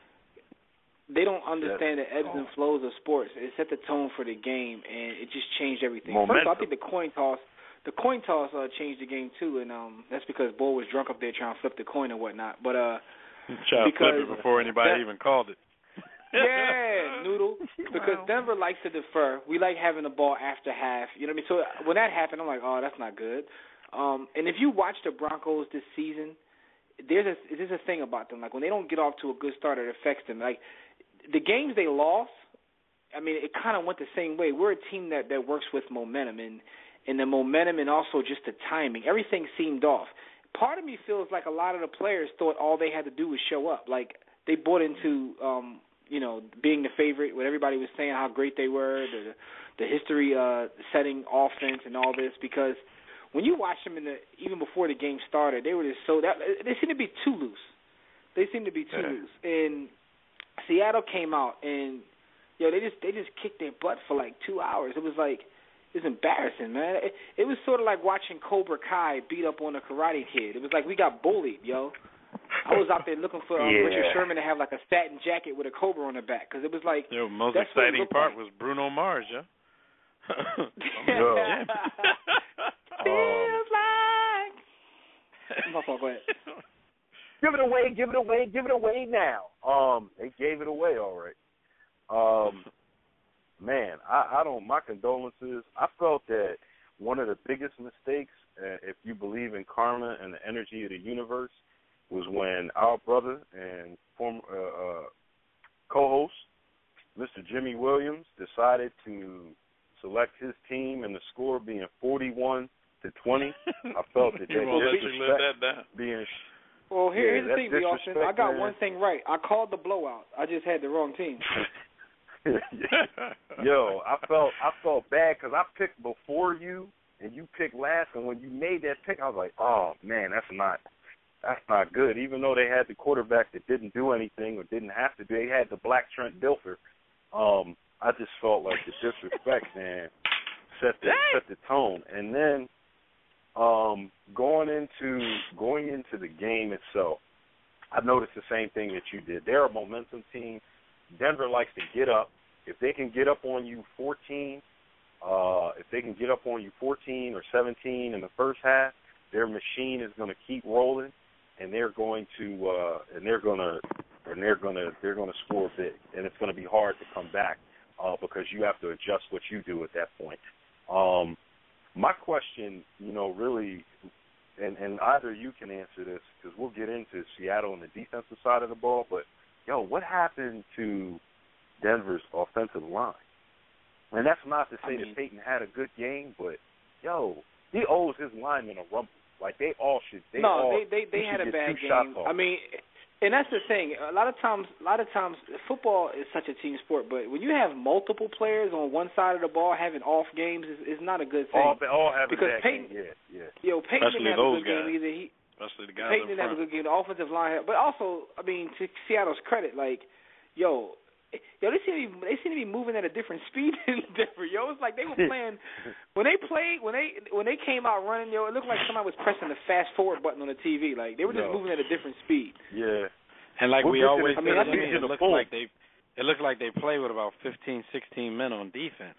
Yeah, it definitely does. Like there is no. It's like no matter what you do. Seattle. No matter what you do when you get trying to get them out of position, even if you're successful with getting them out of position, they swarm back to the ball so fast. You really sit there and you start counting the dudes on the field because you don't think some of that is possible. And I mean they did what they had to do to take away any quarterback, any great quarterback, any quarterback period. You put pressure on a guy who really can't move that much, you have the advantage in the game. And they got pressure on Peyton Manning that he hadn't seen all season. Peyton Manning has a quick release, but even his quick release was no match for the pressure that he was seeing on any given play. So the pressure turned a lot of their timing routes into underneath routes where, what Seattle was willing to give. Little 4 yards here, 5 yards there, and we make the sure tackle. That's the greatest thing about the Seattle defense. They're sure tacklers. So even when they give you that underneath stuff, you're not going to break tackles and make big plays off of it. You're going to go 3 and out because they give you the underneath and they make tackles. So it was a clinic. Shout out to Frank from Sports Kings, because one thing he said, which was perfectly true, he says, people want to make this whole thing about Peyton Manning. But there's nobody that would have won that game the way Seattle was playing. It didn't matter who was playing. Like Seattle played like he was right. They played their best football at the best time. You know what I mean? Like at the right we time. talk all the time about how some teams peak at different times, but they played their best ball. Like it was on all 3 phases. Special teams, they got we all saw the kick return, but when they kicked the ball to Denver didn't even make it to the 20. Their defense played historical ball at the right time. They played their defense, and we wanna definitely give their defense the love it deserves for the performance. The thing that I appreciated about what they did was it was very simple. They met a complex, high-powered system in Denver's offense with a very simple coverage scheme. We're going to play 40% man cover 1. We're going to play about 60% cover 3 zone. Let all of these crossing routes happen in front of us because we know the D-line is getting pressure. You're going to throw the ball, and we're going to be there when you throw the ball. That was it. That was it. Yeah, the thing about it is, and that's a great point in terms of them just like, they dumbed down the lyrics to Double Their Dollars is what they did. They made it very simple, but fact of the matter is they have the personnel to do that. Like people, because I heard people say, well, why did other teams do that? Other teams don't have the personnel to do that. Right, and Seattle can't let them play defensively. They don't show you anything. Everything they do defensively looks simple. So I don't think it causes concern for the quarterback until that ball is snapped and you see it just got real. But they don't show you much. So it wasn't, a lot of time. I don't know if it's because a lot of Seattle fans showed up and it was kind of loud, but you didn't see as much as from much of the pre-snap crap that Peyton does. Even on the first play of the game. That is true. Because it was very loud. On the first play of the game, I don't really understand, like with the whole snap going over his head. I don't understand if they had talked and it was already too loud and they had decided not to do that song and dance before every snap. But, if you've been doing that all season, it would seem kind of weird for the center all of a sudden to just forget that and snap the ball at the wrong time. I know what it was. Peyton seemed like he was coming up to say something, but it was louder than normal, if the stadium is supposed to be split. It was kind of loud in there.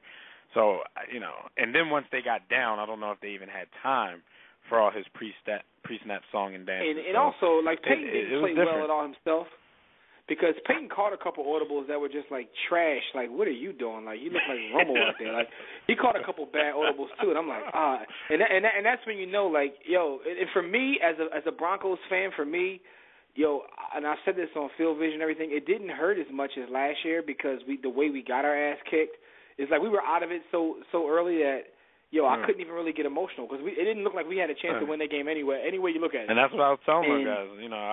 I was watching the game with Jimmy, and it everything happened so quickly. I mean, he had time to get over it. Yeah, you can. I mean, he had time to get pissed. Like, and the thing about it is the way we lost that Ravens game. I'm not gonna front. I lost it for days after that. Like, so that's because we had the lead. We had the game. This game, we didn't have nothing. We got our ass kicked, so it was like nothing to get mad at. Like, they just stirred. And I even had confidence. I'm like, okay, this is a fast start. They're going to calm down. They're going to get into the game. But Seattle showed you that, their defense is that tough that if you get down like that, they're just going to step on your neck. I thought until it was 22-0 that there was a chance for the Broncos to come back. I'm figuring if the defense can step up, show some kind of pride, and the offense can calm down and just be the offense that they've been all season, three scores isn't a lot to ask from this team. And, Seattle's offense isn't all that impressive. So I figured that there was still a chance. But then the score just kept going up and up. Yo, I even you called guys the realize kickoff if you take return away... in the second half. Jimmy, you stepped out the room. You asked everybody we were there with. I just had that feeling. I'm like, Percy Harvin's going to run this back. Yo, sure enough, this, they did that stupid kick. I don't know what that was, and they ran it back. Yeah, that was retarded. Yo, think about this. Yo, without scoring on offense, they scored more points on defense and special teams than the Broncos scored total. Hey, yeah. Think about that. To your question, B. Austin, Harvin just played the way you expect Percy Harvin to play if he could ever stay healthy.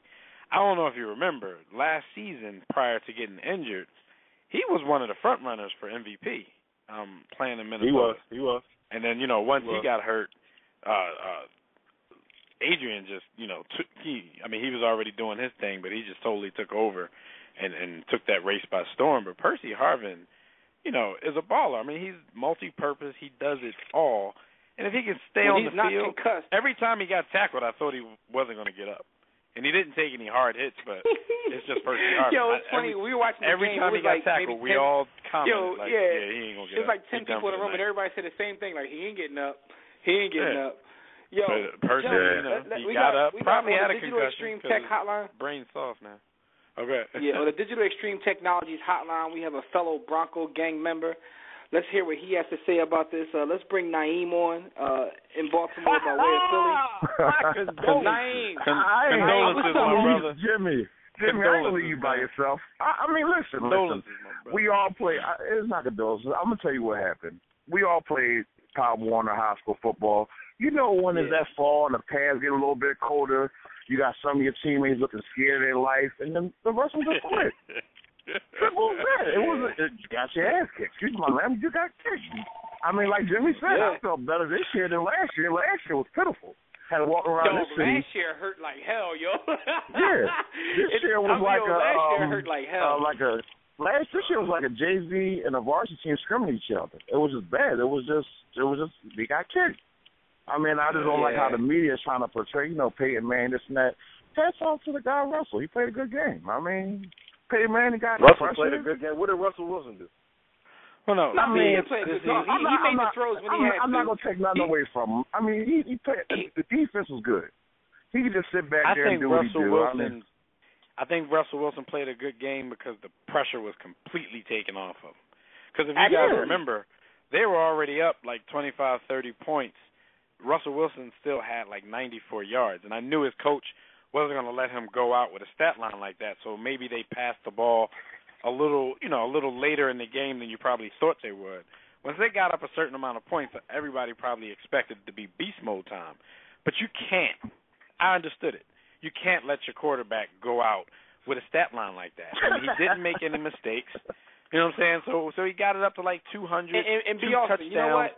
And he completed a lot of passes, so his rating actually looked great. He has like a historical rating in the Super Bowl. Like he's one of the tops of all time. I respect him because he knows his role. There was no pressure. There's something to be said for a guy that knows their role. Like everybody can't be like Breeze, Brady, Manning. So when you know your role and you stick to it, because you see a lot of young quarterbacks who have a role, but they don't know how to stick to it. They start calling audibles they shouldn't. They want to chuck it downfield when they shouldn't.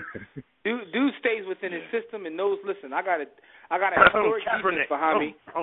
But this is on a serious note. I was listening earlier. On some real stuff, Kaepernick does that. At times, Kaepernick is the anti-Russell Wilson. Like he'd be like, "Yo, I'm just gonna chuck this downfield. Like I don't care what the call is." I'm still getting flack about Kaepernick, so I'm gonna leave him alone with that picture.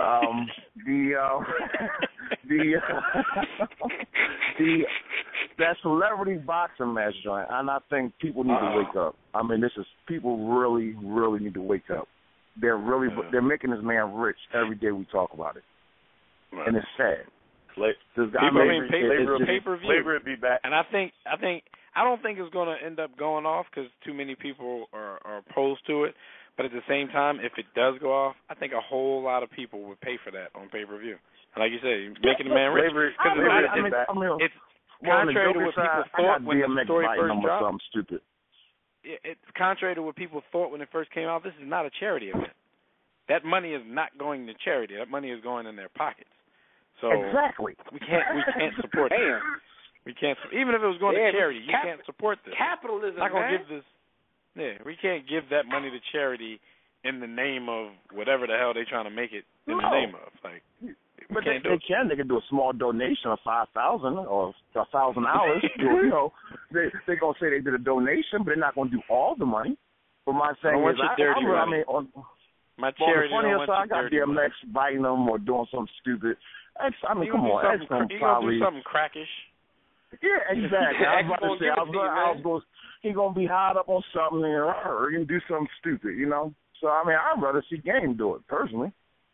You know Dasher and Dancer and Prancer and Vixen, Comet and Cupid and Donner and Blitzen, but do you recall the most famous reindeer of all? Come on! Rudolph the red-nosed reindeer had a very tiny nose. Yo, tell your man to stay off the There it is.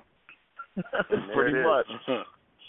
But y'all go ahead and enjoy yourself. Jimmy, we'll be all right. This is a bad year for us. Purple and gold, we down, but, we back soon. So, stay away from the crack, which I think is pretty good advice, unless you can manage it so. It's a struggle. It's a struggle sports season, man. We'll be all right, though, good brother. All right. All right, homie. All right, wrap to you next week. Man. All right, y'all. All right, so, the whole thing, I'm going to say something real quick about the whole legacy thing, because we know everybody's trying to tie Peyton Manning's legacy to this one game, and I always make the comment of how, Peyton's critics talk about him as if he hasn't won a Super Bowl. I think we get spoiled with teams and players who win multiple Super Bowls and championships in every sport. I still think it got everything to do with Michael Jordan. He has an effect on every sport. And now, if you don't win a championship, you can't be great. But in this man's case, he has won a championship. He's been to the Super Bowl 3 times. He has, he breaks crazy records. The guy is still a great quarterback. But he don't have 4, though. Yeah, and that's the corny part, because they criticize you when you don't get 1. When you get 1, then you got to win 3. When you win 3, I you got got to into win a debate 6 today. like Mike. So I got into a debate today with Justin. Justin of Sports Kings. Shout to him, but he's a Raiders fan, so I had to take it with a grain of salt. But he started slandering Peyton Manning for the bowl he won. He didn't do nothing in that bowl. That was the running game and the defense. I was like, so now the Super Bowl is one game. How do they get to the Super Bowl? But you can't have a good game every single night. I don't get this is what people, happens, man. I don't. It is what it is, man. I think in my opinion, the 2 greatest quarterbacks of all time, in my opinion, only have 1 championship between them, and that's Dan Marino and Peyton Manning. Call me what you want, say what you want. But it's funny. Do your Michael Jordan. Because I know the greatest power forward is Robert Horry. He got 7 rings. Y'all can't say nothing. I mean, the thing is, though, it's sort of like the whole LeBron debate when people were debating about LeBron not having a championship and whether that would matter. I mean, because they've always made the analogy between Peyton and LeBron. Now, we know what LeBron did to get his chips. He was like, yo, I'm going to get my chips. But people will forget, when LeBron, didn't come through in the clutch, that LeBron game in and game out was the best player in the league. Like you said, it's not about one game, but there is something to be said about being clutch. I think B. Austin was the one who put so much stock in being clutch. And not saying he's not clutch, but to me, football is just a consummate team sport. You need so many things to go right to win a championship. No matter how great you are as a quarterback, you don't play defense. You could put up 30 points a game. If your defense is giving up 50, you're going to lose. I mean, that's just what it is. Giving up your offensive line is not blocking. You're going to lose. Nothing you can do about it. And there's so many things I'm not that trying to blame on everybody else with football.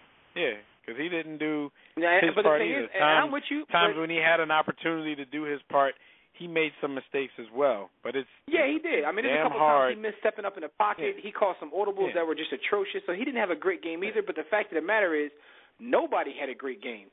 That's one of them games. Champ Bailey, God bless Champ Bailey, but Champ Bailey is at the point now where he looks in the backfield 1 second too long. His man has 10 yards cushion on him. Champ Bailey is terrible now. Let's keep it a bean, He's terrible. And I like to make excuses for him because he's Champ Bailey, but, yo, Champ, move him to safety, please. Please move Champ to safety. Because he had a terrible game, yo. Everybody had a terrible. Demaryius Thomas put up all those numbers in terms of catches. He fumbled. Nah, I mean, for real, Jim, if y'all would have won, maybe y'all would have moved Champ to retirement. Y'all needed to win that game to get him out of your hair. Yo, it's just sad watching Champ play now. Between last year's playoff game and, like, a couple plays he made in the bowl, I'm like, damn, that's Champ Bailey, though. Hey, real quick, because I want to say a few things about the season. But do you guys think Seattle this year, because you know everybody says 1 year most of the time when they talk about defenses anyway. So you guys think Seattle's defense, 2013 defense, you think they're an all-time defense? Yeah. Absolutely. I mean, I guess I got to look back at it. I mean, I can't really say that as of yet because the Ravens always jump off the off the sheet to me. That's number one.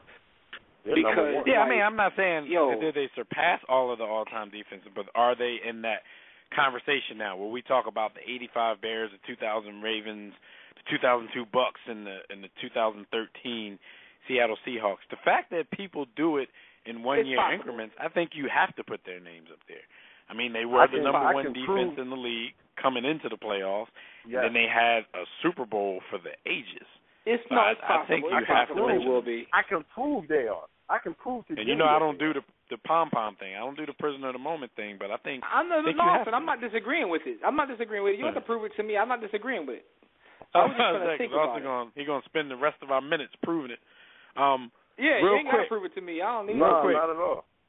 Give me the thing that stood out the most to you guys in this NFL season. Give me one thing that stood out the most to you guys. That the traditional quarterback is still the way you win and have success. But do you think that talk is going to ratchet up because a team led by Russell, I was about to call him Westbrook Wilson, won the Super Bowl? Even they're going to look past the fact that they really didn't need him much. Yeah. But no, I mean at the end of the day, though, like me and B. Austin.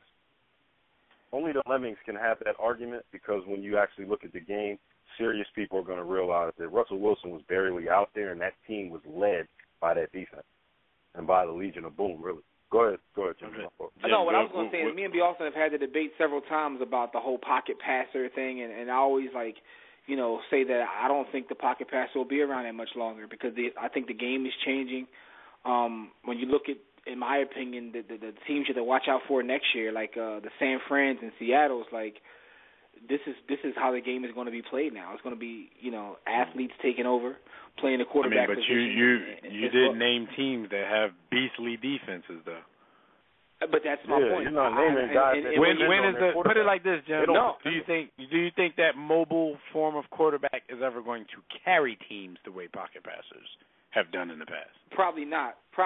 I mean, maybe not, because I think that the game itself is going to change where you're not going to we have quarterbacks now putting up crazy numbers.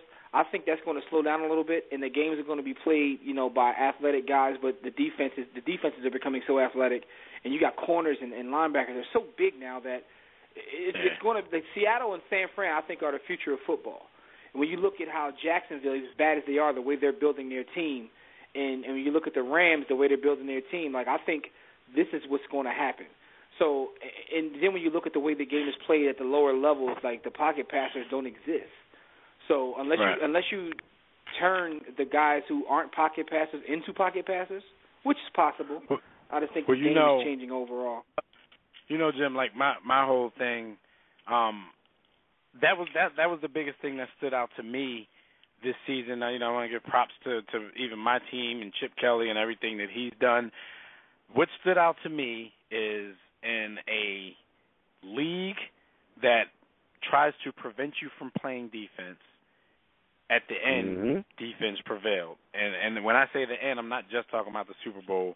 The fact that you had the 49ers and the Seattle Seahawks in the NFC Championship game to begin with, it shows you, the cliche could still ring true. Offense sells tickets. The top defense 3 teams. I mean, you look at the Panthers, who had a tremendous season. Yeah. Their defense was amazing. Saints. I mean, in my opinion, that's what's going to happen because we all know football is a copycat league. So that's going to be the new wave. The new wave is you get these athletic defenses. You know what? Right, that's a reason that I look at Seattle as being an all-time great, because not only are they playing the offenses on the field, but they're playing Roger Goodell and the owners, and every week that they step on the field, and those guys are trying to legislate against them, and they're still successful. Cool. All right, well, look, we got to get out of here. So, shout out to the NFL. Excellent show, gentlemen. Good season. And it's now time to dig deep into this thing of ours as our show moves forward. It's basketball season. This is our favorite sport. We get to get more in depth, and we get to talk about Evan Turner because that's Dad's favorite player. We're going to remain a Sixer. Look out of here. Anyway, man, thanks for joining us in the War Room, everybody. Had another excellent show. Shout out to everybody in the chat room. Those on Facebook and Twitter who sent us messages on the show, shout out to you as well. Those callers we got on the air, we appreciate it. Those we didn't get on the air, give us a call back next week because we will be back here next week, same time, same place. Talk some more sports. Talk about what's going on in Sochi and whatnot. Anyway, don't forget, Facebook and Twitter, at War Room Sports. You can hit me up personally on Christian Mingle and Farmers Only. And you can watch all of our video content on WarRoomSportsTV.com, WarRoomSportsTV.com. Until next time, everybody, don't accept mediocrity. Be steadfast in the war against ignorance. We'll see you chumps on top.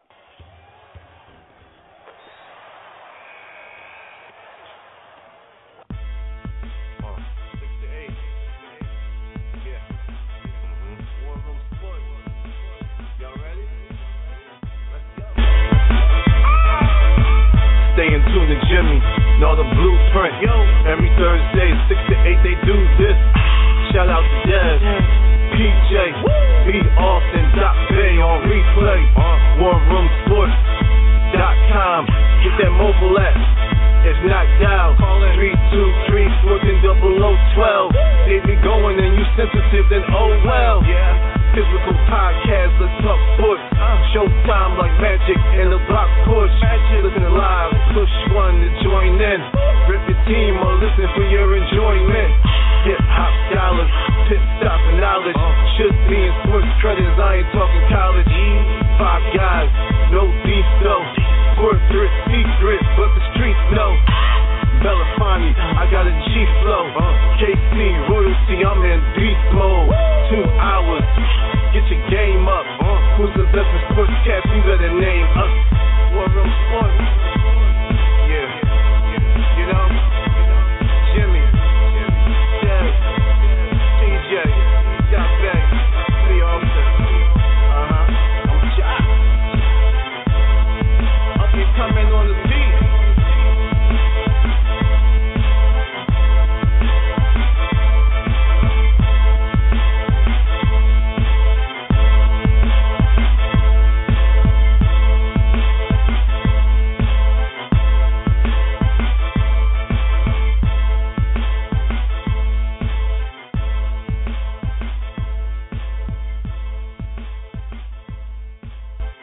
War Room Sports, www.warroomsports.com. What? Ain't no more to it. Kuwait, it's the War Room with 5 nights at the round table. 5 Philly guys, the first